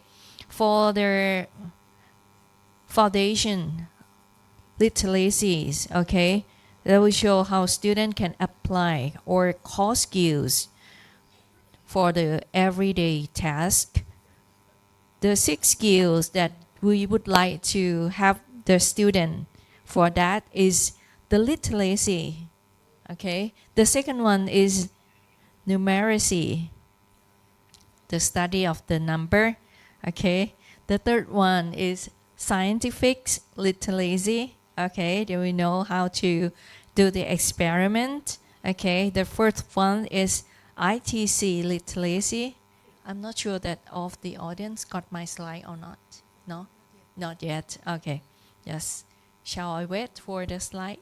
Or I will continue. Okay. Yes, I will continue. Okay. For the fourth one is ITC literacy. They know all the technology that will have apply for the teacher to the students. Okay. The next one is about the financial literacy. They have to know how to deposit, how to withdraw, and how to collect their money, their property. Then the sixth one is cultural and civic literacy. Okay. They will know how to be like their person in the next centuries. Okay.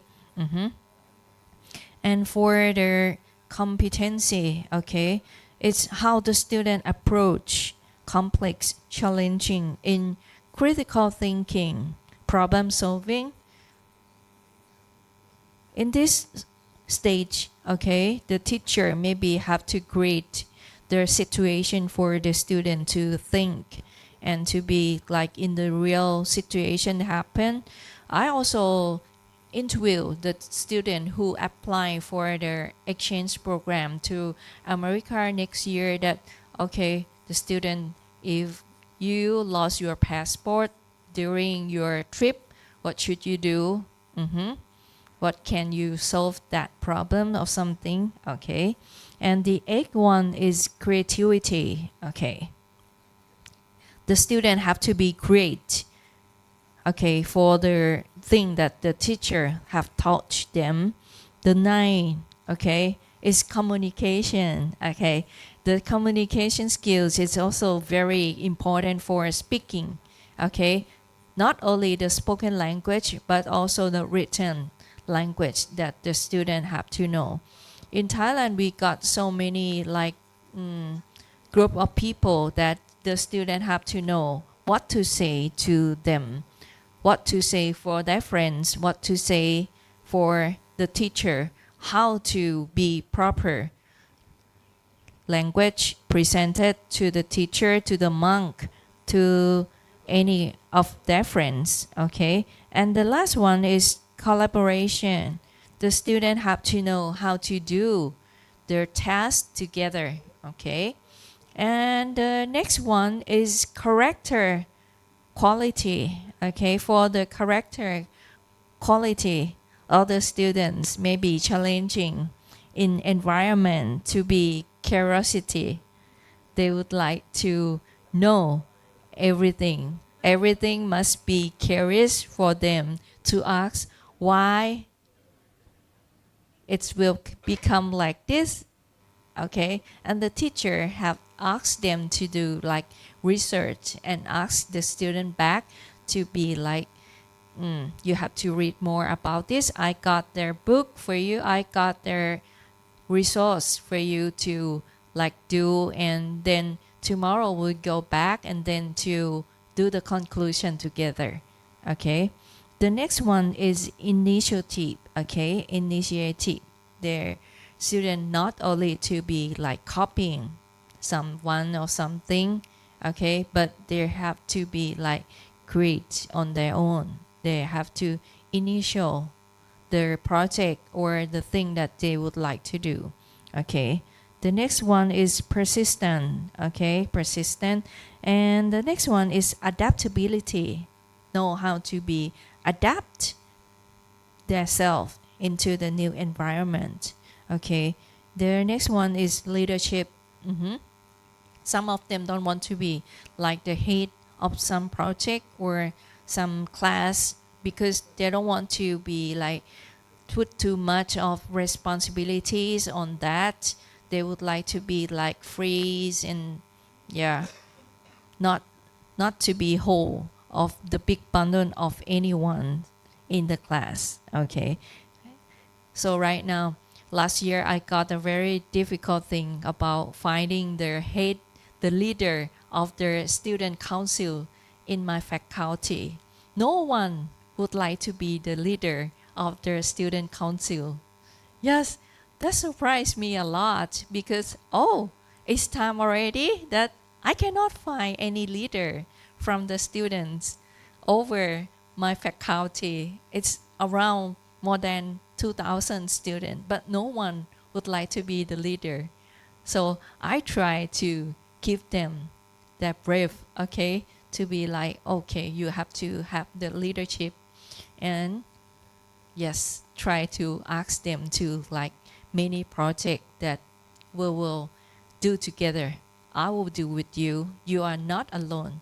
You are not doing only yourself. You got a team, you got a lecturer, okay? And I, as the vice dean, will join you in every project also, okay?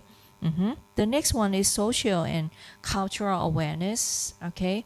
In Thailand, we quite concerned on the culture because we are Buddhism and we got some culture adequate for the students.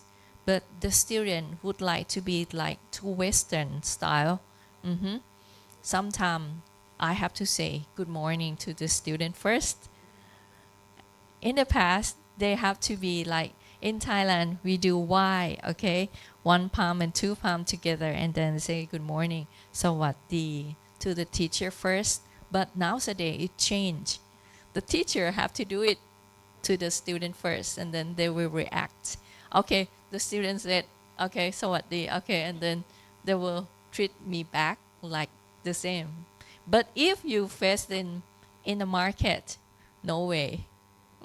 They just walk past to you and then you have to, oh, is yours my student? Okay, let's greet together. Okay. Okay, next is about the 6C. Okay, the next slide that I would like to show you. Normally we got only 4C, but for deep learning, we'll have 2C more. Okay, the thing that we got more is for creativities and collaboration, right? Okay, normally we got creativities and character education. So sorry. Okay. Yeah, right. This is by Michael Fullan. Also, we got their 6C for yeah, each one. Okay. So it's not just only 4C like we have known. Okay. Okay, I will go faster because it's 15 minutes left for me. Okay, right now, yes, this is my question that I would like to share to you, that can AI help build character? Yes or no? Do you think yes or no? It depends. Yeah, okay. Yeah. It depends, right? Okay, so let's start. Okay, let's see. I'll give you the answer by the end of my session. Okay, we have so many design characteristics for the students. We are in Asia because I think we got something in common, in similar together. Okay, the design character, okay, it's like to be developed in learners. Okay, it's character, okay, that society needs, and to morality, ethics, value, and consciousness, and ability to live happily with others in the society. Okay, and I will share you like the characteristic for a Thai elementary school level. The government set the characteristic for every Thai elementary school students to have 8 characteristics.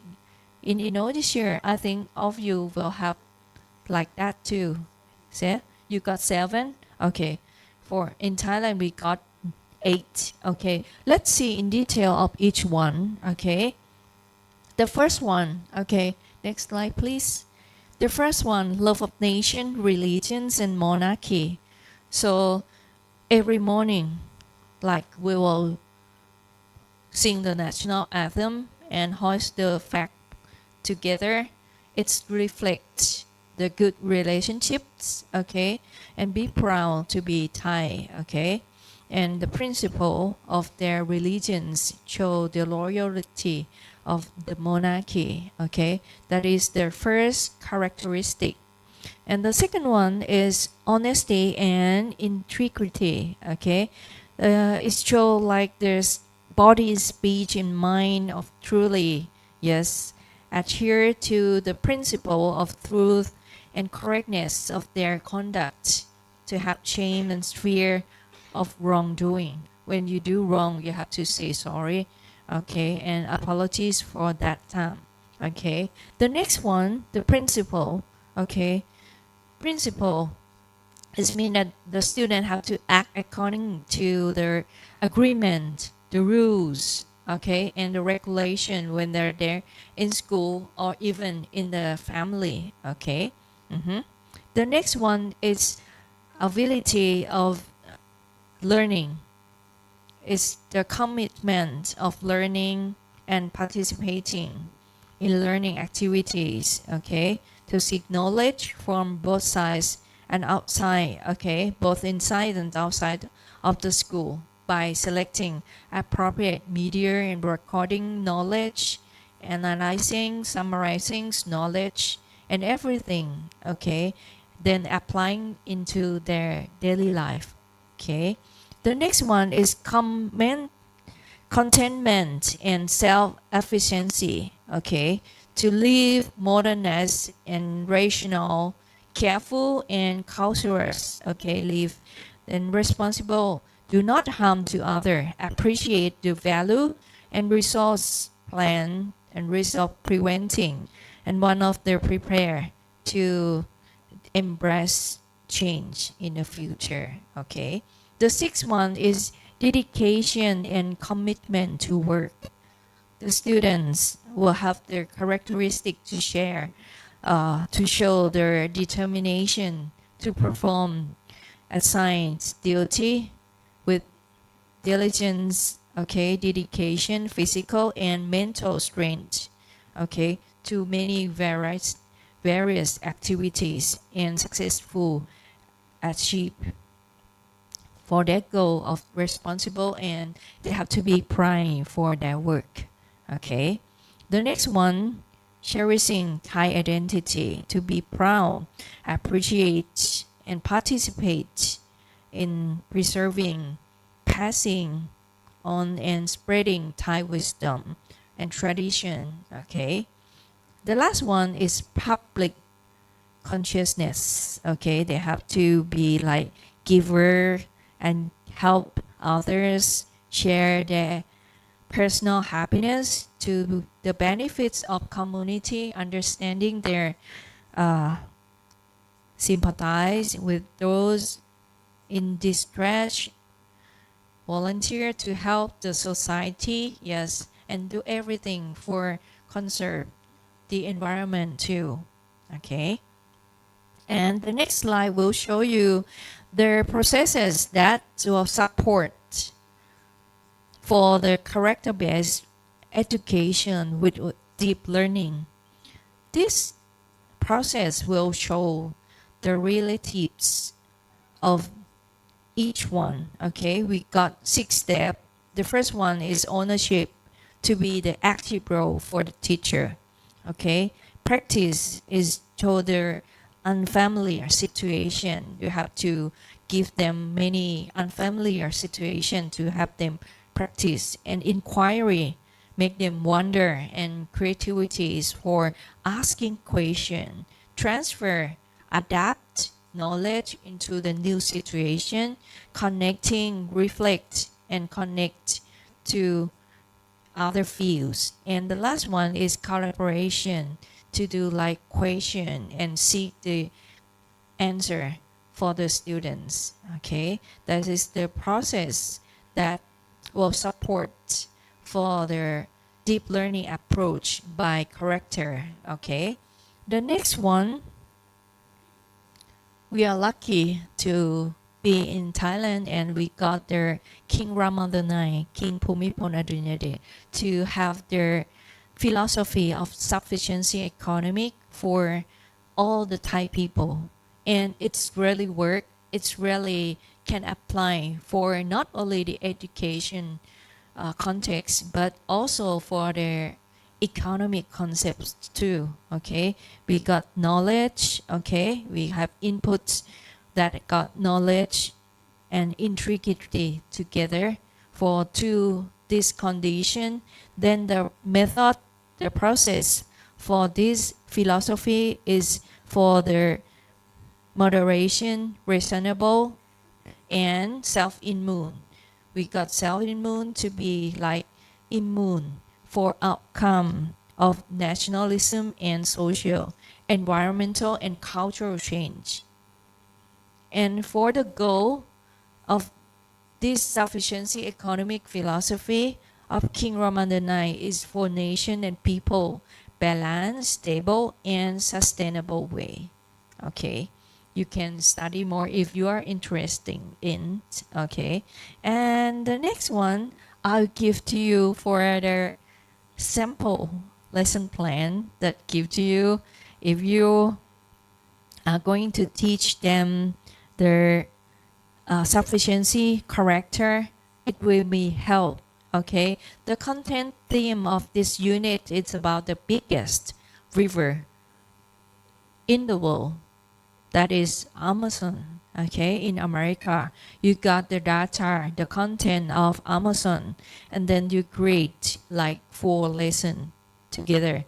The first lesson you will study about their vocabulary, about nature, exploration, and then the second lesson you will have them to compare for comparative and superlative one, that is in English. Okay. The third lesson, it will be like thinking skills in question.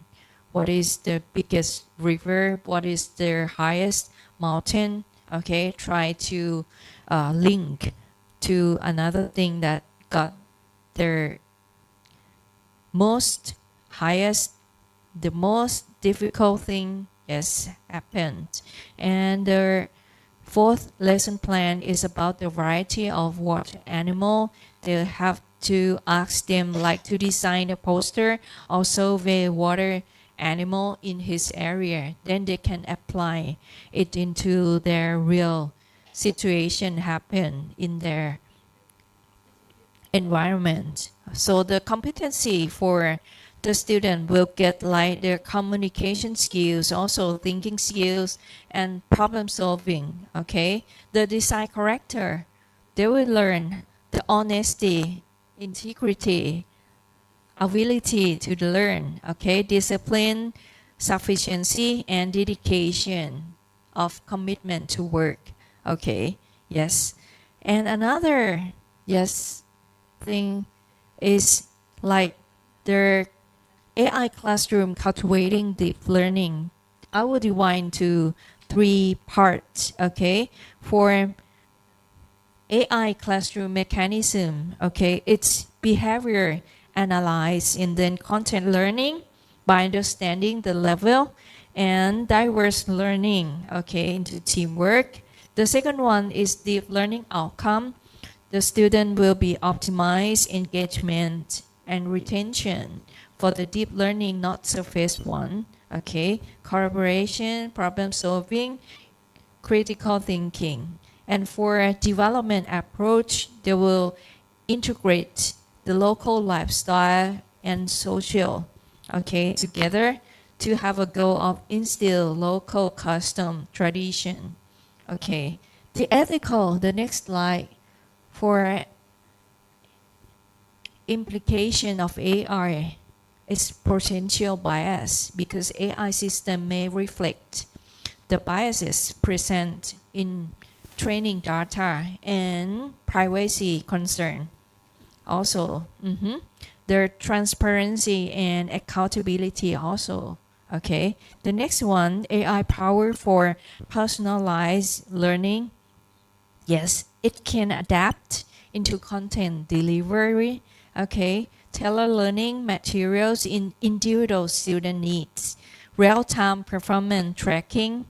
Okay, monitor student progress and adjust instruction accordingly. Okay, and intelligent tutor system. It's really work.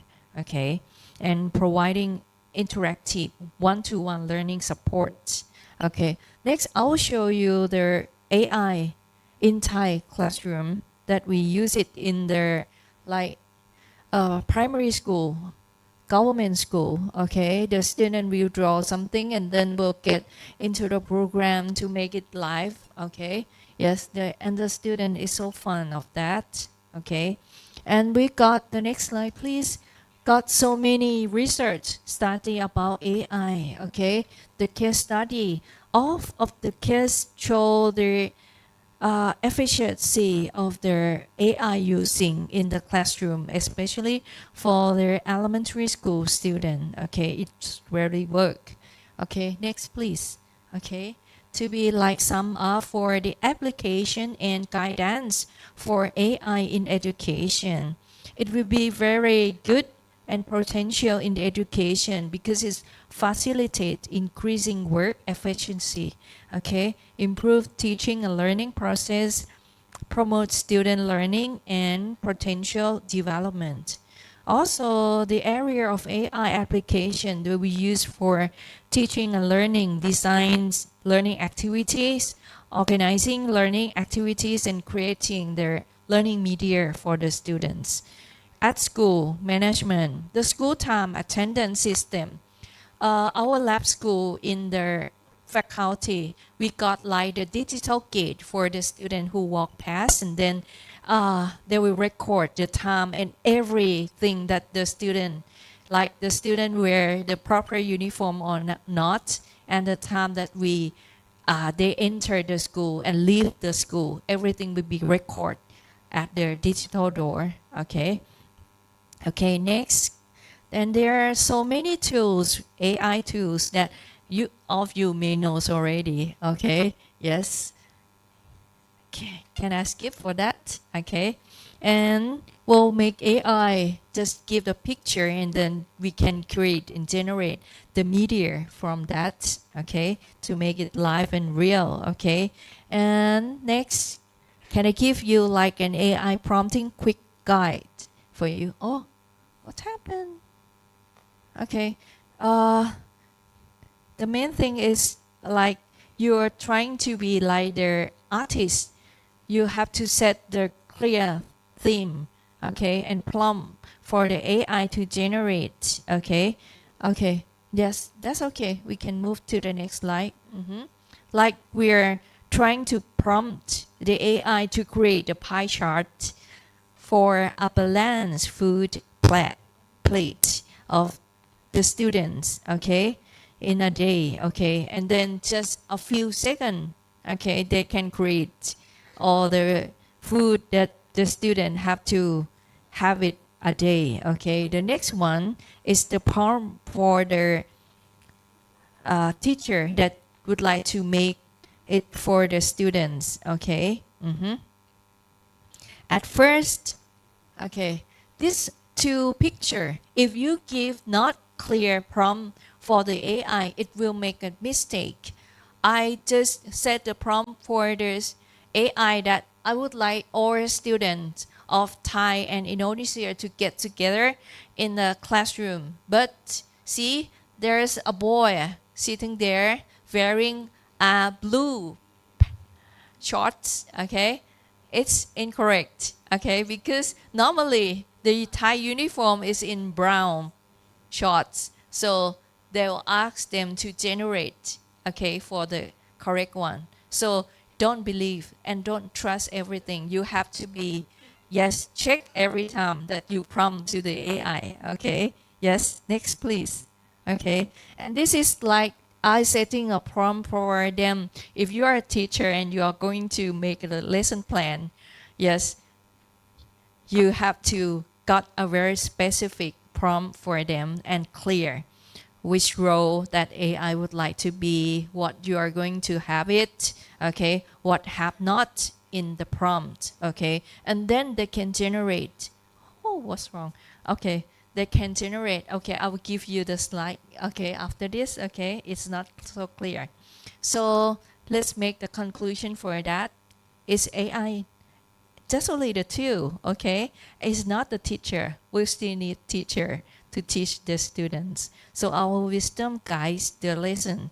Our limitation for creativities, and our job is to teach them to think and become deep learning, okay, for the deep learner, okay.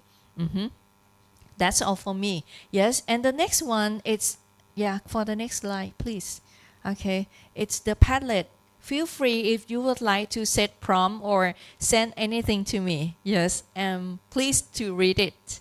Okay, you can create anything that you like or any question that you like. I please to answer you some question.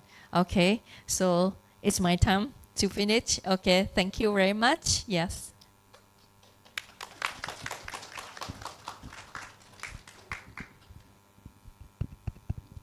Thank you very much, Professor Tasani, for that insightful presentation. Ladies and gentlemen, please hold your question. First, we will move to the second speaker, Ibu Neni Mariana, PhD. Dr. Neni, the stage is yours. Okay, thank you very much. My voice is sexy. It's not returned yet after I was going to Malaysia last week. Okay, Assalamualaikum warahmatullahi wabarakatuh. Yeah, good afternoon, everybody, ladies and gentlemen. So today, we already heard a lot of things about deep learning and also AI in education, but I want to bring something different, slightly, not slightly different, it's different from the other speakers, but I believe that you at the end will be able to conclude what is the role of deep learning and in our presentation. So the presentation will be about transforming elementary education with deep learning driven scientific vision. Thank you very much.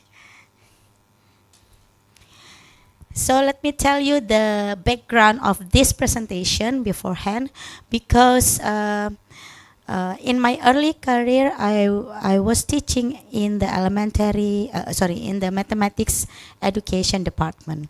And after that, after 1 year, I was moved to elementary teacher education department.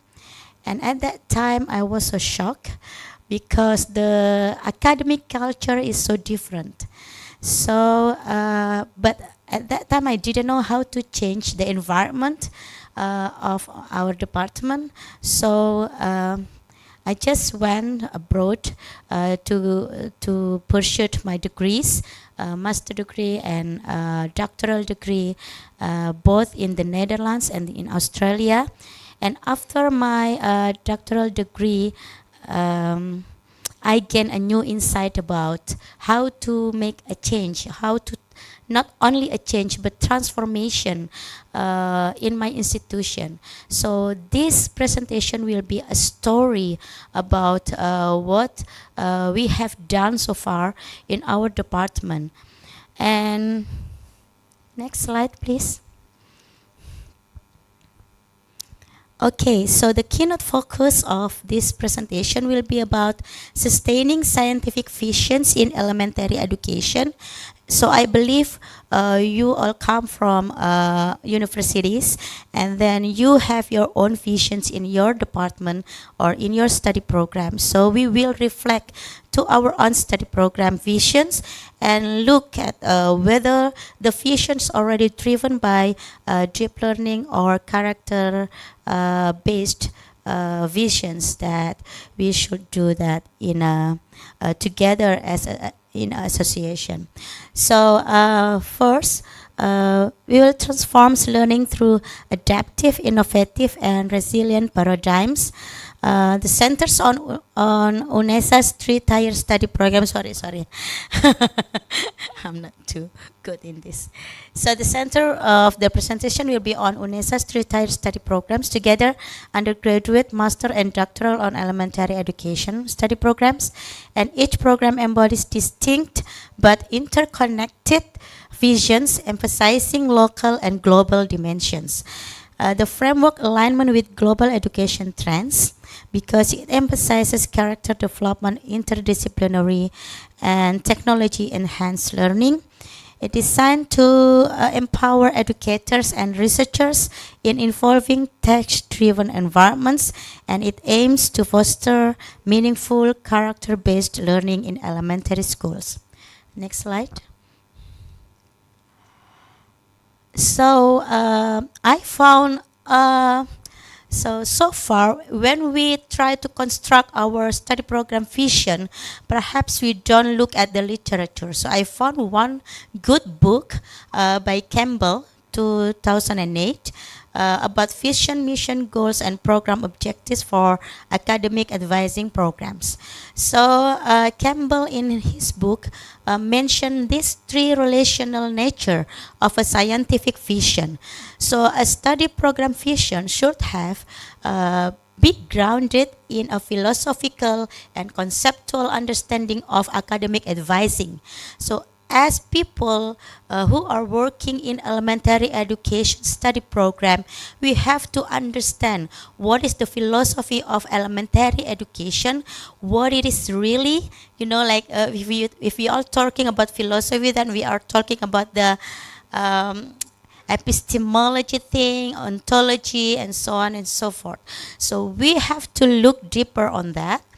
And after that, we have to know what we want to achieve in the future. And we have to be consistent with the vision and mission of the institution. So where we are being, so what our institution is, what is the characteristic of our institution, and what is its vision. We have to relate our study program vision into the institution vision itself. So usually we know that we have to driven our study program vision from university and faculty's vision. So the third one, Campbell say that the vision should relate to each other, from general to specific, to guide action and assessment. So we have to assess our visions regularly, usually in a duration of time, like 5 years, each 5 years. And then the next one, we have to be clear in scientific paradigms, which driven teaching and learning approach to our students in higher education. And the last one is state the uniqueness of the study program itself. So the next one is, this is the example of our undergraduate program of elementary teacher education vision at UNESA. So we have this vision, realizing adaptive, innovative, and resilient elementary school teacher education science through a critical reflective paradigm based on local wisdom and global insight. So, as I mentioned before by Campbell, we have to declare our vision, and it has to be clear what is the scientific paradigms that we want to make in our study program, which driven the learning and teaching approach that we will do daily with our students. And then the uniqueness of the study program. So the blue words is it's come from the vision of institution UNESA and also the faculty. So we drive the vision from that. And then the uniqueness of the study programs mentioned by local wisdom and global insight. Next, what it means to be adaptive. It means that continuously we respond to changing educational environments and learner needs with flexibility. Why we need to be adaptable? Because in Indonesia, the curriculum is changing so fast. Even we don't have to wait until the students graduate from the curriculum.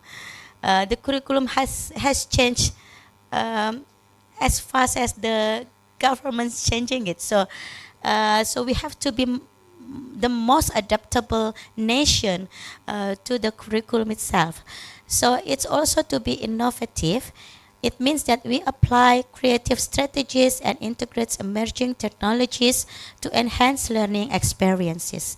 To be resilient means demonstrate persistence and emotional strength to overcome challenge in diverse educational setting. And what it means by critical reflective paradigm, it combines theory and practice by encouraging ongoing self-evaluation and responsiveness to complexities. This is the way in our undergraduate study program we teach our students. We teach our undergraduate students. So we try to dig their previous knowledge about the topics that we will teach, and then critically they will reflect to their own understanding before we move further to the concept. And the next one. So this is the uniqueness of the study program, integrating local wisdom with global insights in undergraduate education. So the local wisdom, I believe that some universities also have similar the uniqueness, right? But for example, if you are in Borneo, like a few university, they concern that the local wisdom should be strengthened because we are in the border of Indonesia and Malaysia. So that's why to be clear that you are Indonesians is important in that matter. So the global insight introduce international best practice and advance in educational technology. And the cultural relevance foster character development and strong sense of identity among educators. So not only our students, the lecturers also have to recognize their own identity and see whether their identity affect to their own professional work as a lecturer in our institution. So the global competence ensures graduates can innovate and address future educational challenges worldwide. This approach aligns with UNESCO's call for culturally responsive pedagogy in education. Next. And this is the master program of elementary education vision. So if you look at the blue one, we keep that as the coherence with the institution vision and faculty's vision. And if you look at the dark blue words, it's changing. But the change, we consider the changing will be more advanced because the level is more advanced in the master grade program. For example, in the critical reflective paradigm, we move to analytical praxis paradigm. Why? Because most of our students are practitioners. So they are more teachers, school principals, so the policy makers even. So because of that, we ask them during the lecture analyze their praxis, their daily praxis regarding the topic that we will teach. And the uniqueness of the study program also remain the same but different. So what is the different in the master program? Because the knowledge or the scientific knowledge should be will design it multidiscipline and interdiscipline. So we call it ethnopedagogy and global multiliteracy. So this uniqueness move from local wisdom and global insight. Next, so this is the explanation about each part, what it means by interdisciplinary. So it's integrate diverse educational theories and methodologies for holistic understanding. So usually we ask students, whose theory you use? What is your own theory? Do we have as a nation or as a Javanese, for example, has our own local theories in this matter? So this is like the discussion we have with our students during the lecture. And apply a practical analytical paradigm means focused on problem solving and real world knowledge application across subjects or disciplines. And build adaptive and resilient educators. Yeah, we just talked about it. I skip it. So prepare educators in master program to navigate and lead through evolving educational landscapes with innovation and flexibility. Next. So this is ethnopedagogy. So education grounded in cultural traditions that promotes culturally responsive teaching, enhancing student engagement and identity affirmation. So we prove and we accept every culture that students want to introduce to our classroom, and we will discuss whether the culture, because in our master program, the ethnopedagogy is not stand-alone, but we use the framework of SDG, Sustainable Development Goals, to discuss the culture. So, because culture is believed in globally is believed dynamic, it's changing over the time. So some culturally things that we don't need to keep. So we ask students to critically reflect to their own culture and criticize their own culture using the SDGs framework in our master program. So the second one is global multiliteracies. So we don't only talk about the literacy or the kinds of literacies per se, but we ask them to combine some literacies together and see whether they have the best practice in their own institution, and if not, then we will discuss the possibility to combine literacies, some kinds of literacies in their best practice. So next. So this is the doctoral program of elementary education at UNESA Vision. So you see that the blue one remain, we keep it like as it is, but the dark blue move. So after we are doing sustainable ethnopedagogy in the master degree, we are doing locality, the local perspective in our doctoral degree. And then for the global insight, moving to the global multiliteracies, we move to the, the paradigm. sorry. Wrong. So, capek kalau duduk terus. So in undergraduate vision, we have the uniqueness, which is combine the local wisdom and the global insight. And in the master vision, we see we combine the sustainable ethnopedagogy and the global multiliteracies. In our doctoral program, we combine both. So we call it glocality.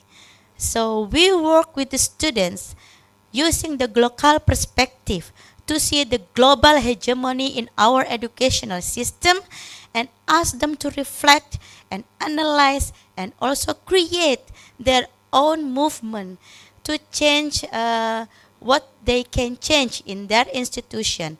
So they become the change agent. They become the transformative agent. That's why we put the transformative paradigm in this doctoral vision. Next. So this is the explanation about the glocality and transformative paradigm. So we prepare scholars to lead educational innovation addressing complex global challenge while respecting local context. So it's not only talking about culture, but deeply it's talking about what is the real hegemony you are doing, and you unconsciously just do it every day, and you don't know whether your own culture has the answer or perhaps the more excellent answer to our educational problems. So this is support sustainable education development as well, and we are adaptive as well to the changing and also the global changing and also the local issues together in advance. So next. So empowering doctoral research through transformative paradigm and glocality, we emphasize critical consciousness, social justice, and systemic change in doctoral education. We empower our doctoral candidates to become active change agents in educational reform, whether they have like a small idea, but the idea really like studied deeply. They have to involve the theory, the possible theory that they can use to analyze the change or the reform. And the glocality balance global educational trends with local context for relevant research. It fosters innovation and resilience in educational system addressing integration and equity. So it's not equality, but it's equity, because I believe in Indonesia, the range and the gap is so far for each area. So we don't need to be the same. We just need to be exactly what we are. So we have to understand ourselves as the motto of HDPGSDI, maju bersama, bersama to be our own self, not to be the other self, you know. So this is the movement that we propose to you today, so you can recognize yourself and developing your visions. Next. This is the integrating vision, sustaining scientific paradigms for meaningful learning. What I want to show you today is the ladder, step-by-step educational ladders in our undergraduate, master, and doctoral programs. Of course, you can get inspiration for this presentation, or you can make similar vision for your own study program, but that's not the point. And I don't it doesn't matter for me if you just follow our vision, but the matter is if you have undergraduate, master, and doctoral programs together, you have to sit in together and talk deeply to what you want to achieve in the future. So talk together, ask the experts, and look at what students need, what our graduates needs, and then see whether we can arrange the visions in a step-by-step ladder. Next. So we will drive the future of elementary education. We can empower education through science, culture, and ethics. Yeah, I want to skip this part because it's. So look at the impact of the later visions to curriculum structures. So we have case study and project-based learning approaches. That's the must impact because we have the scientific paradigms in later, and then the scientific paradigms asks us not only delivering the message to the students, but also ask them to deliver their message to us. So because of that, we need the case study and project-based learning approach. And the second one, continuous units. The units in our undergraduate, master, and doctoral programs are continuous. So some units are related each other, but in the postgraduate program, we make it interdisciplinary and multidisciplines. So for example, I and Bu Putri, usually we also can do the co-teaching in one unit in master degree, and I and Bu Nadia also do the co-teaching in one unit in our undergraduate program, because I'm mathematics, Bu Putri social study, and Bu Nadia is science education. So nowadays in our programs, study programs, I and Bu Nadia can talk about research, which was in the past time, it only was my dream, you know. When I met, for example, with the lecturers from different discipline, what we are talking about, we were talking about our kids. We were talking about our shoppings. We don't talk about research. But nowadays, because the vision brings interdisciplinary visions, so we can talk each other across disciplines about education, about research, and about community service. So this is strengthening content, knowledge, and developing multi and interdisciplinary units in our study programs. Next. So the impact of vision to research and community service, there are publications, hundreds, thousands, yeah, nowadays in our study programs, both from lecturers or students talking about STEAM, talking about pedagogy, ethnomathematics, ethnoscience, and I bring here like some research by Prof. Suryanti, our head of doctoral program here. So also the bunch of examples of research. Next. Yeah, that I'm doing with Prof. Suryanti, because we are from different disciplines, but some of the research we are doing together here, and all the research usually about, you know, something which is not only about mathematics, but also mathematics with other disciplines and science with other disciplines. Next. So, at the end of this presentation, I want you to be reflective. I'm not going to give you conclusion, but you have to make your own conclusion. Do you think is the vision in line with deep learning theory? If you do the vision in that way, in step-by-step ladder, so is your study program vision is in line with deep learning theory? So I'll give back the answer to you all. So thank you very much.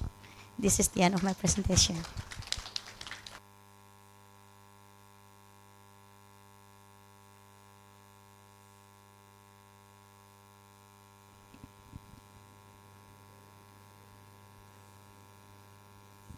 Thank you very much, Dr. Neni, for the excellent presentation. We will now proceed to the Q&A session.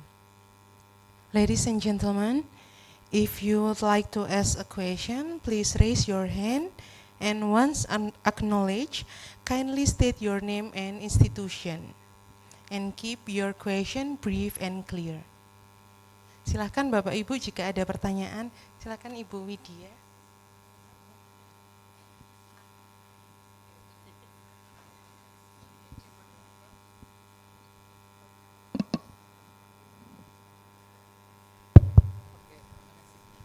Thank you, moderator, for the chance. My question for Professor Tasani. Just curious about the activity in the classroom, in your context. I mean, in Thailand, using the EA, because you saw for us like the activity in the classroom with the student. Just curious. The first is how long the teaching process in classroom. It's the same like Indonesia, starting from 7 in morning to 1 o'clock maybe. No, in Thailand we'll start their first period around 8:30. 8:30. Yeah, at 8 the student will like sing the national anthem, and then 30 minutes from that their teacher, that is the advisor, will be like let them praying and then do the meditation and like give them some instruction of each topic a day, and then the first class will start at 8:30, and each periods will like 50 minutes long. Okay. Yes. So they are starting in 8:30 and they do some regular activity. Yeah, right. Every day. Every day. Okay. For 7 periods a day. Oh, 7 Yeah. periods a day. Okay. So, yeah, just curious about the teacher, because in our context Indonesia, we do the same kinds of assessment or evaluation about are the student not only mastering the knowledge about the knowledge, Yeah. affection or the attitude, and the psychomotor or Yeah. the skill. Are you do the same thing in Thailand context? Yes, we do the same, and we try to do like authentic assessment. Yes. The portfolio and everything. The performance. Yes, the totally the classroom observation also for the effective. Yes, for the students. Okay. Is this the new one for the Thailand context about the AI, about the teaching use the technology? Yes. I mean like this because in our context Indonesia, like we hear from the minister about the using teaching coding, teaching AI or something like that. In Thailand are this? Do you have obstacles or how to solve the problem? I mean, not all school can have the technology support. Yeah, right. Okay. Thank you. I think that's my question. Yeah. Okay. Thank you. In Thailand, we not the new one for AI, but in a few years ago, maybe 2 to 3 years ago, that the government tried to push AI and technology into the school, totally not only the elementary school, but for the secondary schools also. But their like training course will be for the teacher, yes, in their main city first, and then they try to get and collab, yes, all this training into their other school around, yes, the big city.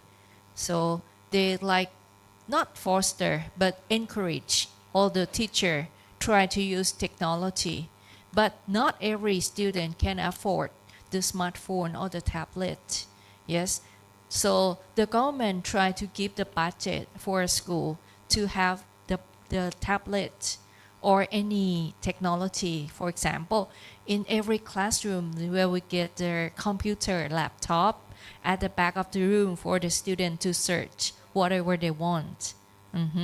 And try to like give them a prompt or everyday think of their situation. Yes, day by day, every day they try to practice them more and get to know on the technology, but not so much because the student will ask the parents to buy the expensive tools of that.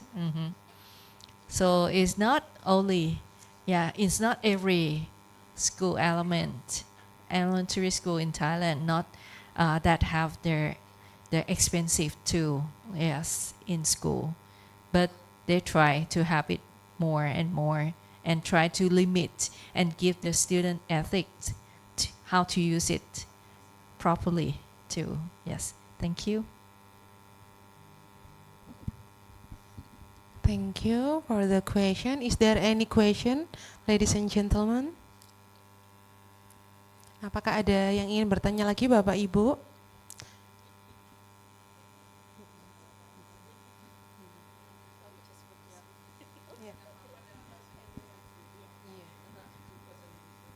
Silakan jika ada yang ingin ditanyakan bisa menggunakan bahasa Indonesia, Bapak Ibu.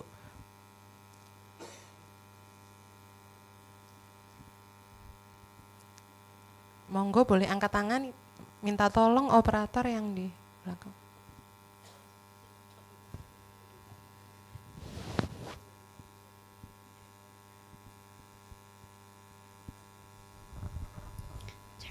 Okay, thank you so much.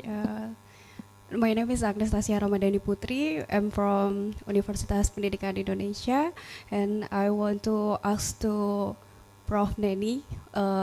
Prof. Neni, thank you so much for your share about material about AI. I saw interest about your material with deep learning too. My question is. Our deep learning AI can be support to ethno-pedagogical like Sundanese culture or Japanese culture in primary education, because it's so challenging in some school in Indonesia. Thank you so much. Maybe it's my question. Thank you.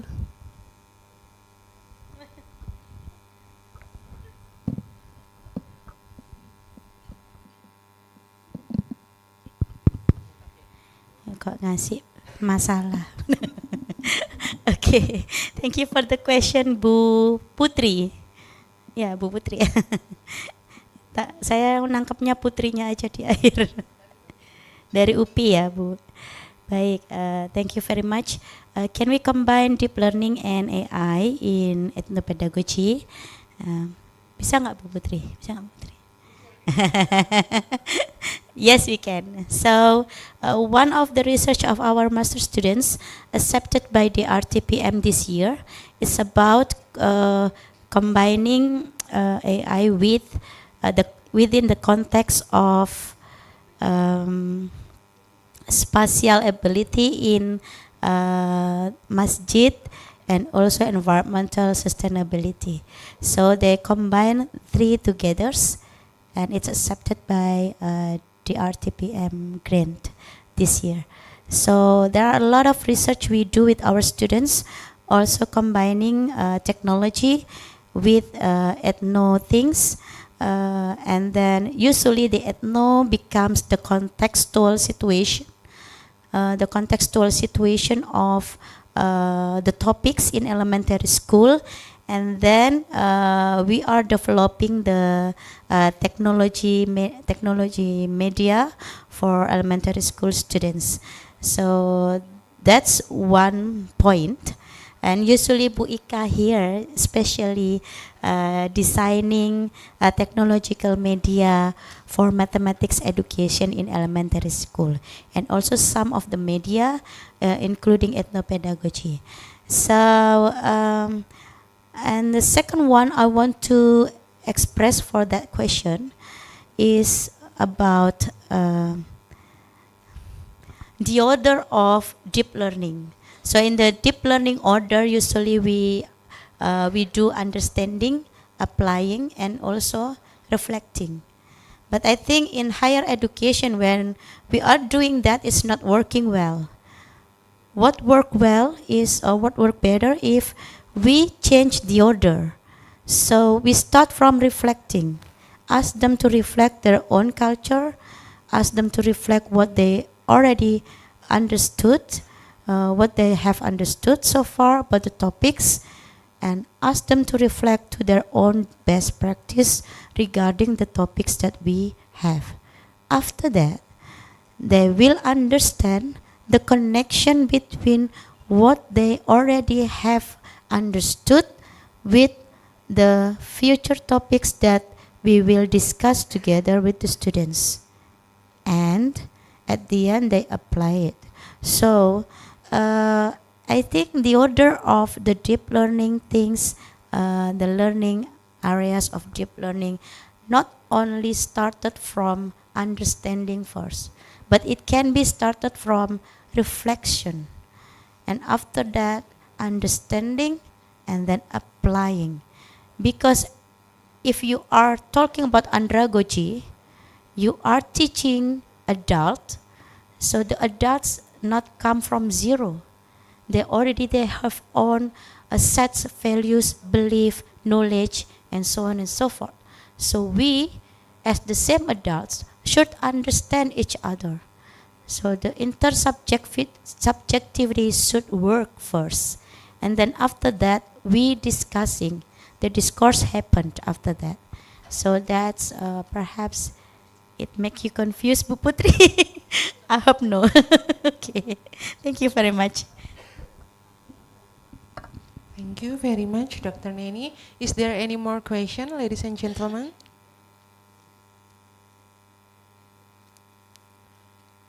All right. Thank you, Professor Tasani and Dr. Neni, for your thoughtful answer. That concludes our Q&A session. All right, ladies and gentlemen, as we come to the end of today's conference, I would like to sincerely thank our distinguished speaker, participants, and organizers who have made this event possible. Today, we learned that deep learning and artificial intelligence are not simply about technology, they are about reimagining the way we teach and learn to nurture both intellect and character. Professor Tasani and Dr. Neni has reminded us that while AI can personalize learning and make education more engaging, it is teachers' wisdom, compassion, and creativity that guide students towards becoming responsible, ethical, and thoughtful citizens. Let us carry this message forward as we continue to build a new era of meaningful and character-based learning in our own educational context. Once again, thank you, Professor Tasani and Dr. Neni, for sharing your knowledge and experience with us. It is now time for the final segment of our program, the Token of Appreciation. We are deeply honored to recognize the exceptional work of our speakers. May I invite Professor Tasani Gentia from Thailand and Dr. Neni from UNESA to the center of the stage. The certificate will be kindly presented by the chairman of HDPGSDI, Dr. Widya Karmila Sari Ahmad, and Bapak Farid Ahmadi, PhD.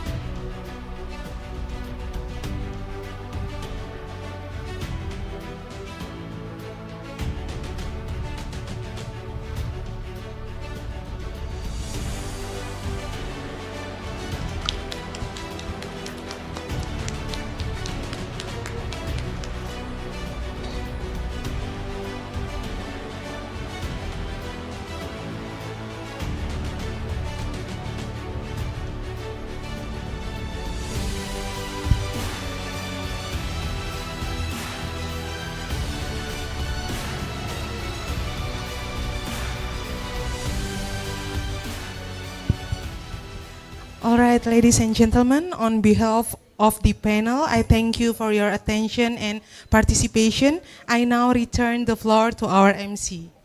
Thank you. Thank you very much, Ms. Ismatu Naila, for leading such an insightful session. Let's give a big round of applause for our moderator and all the speakers. And that concludes our agenda for today. On behalf of the organizing committee, I'd like to thank all of you for your attention and participation. We hope you enjoyed the event and gained valuable insight. Ladies and gentlemen, we kindly invite you to take some time to rest in your rooms and refresh yourselves. Please be reminded that we will gather again for the gala dinner at 7 p.m. We look forward to seeing all of you there for an enjoyable evening together. As we close today's program, I am Nabila Octavia and along with my partner, Ahmad Rafi Gariza, serving as the Master of Ceremony for ICI EED 2025, it has been a pleasure to accompany you throughout today's program. We sincerely apologize for any mistake in words or manner during our time as your host, and we truly appreciate your kind understanding. thank you once again for being with us today. We truly hope you had an inspiring and enjoyable experience throughout the conference. Have a good wonderful day and see you again.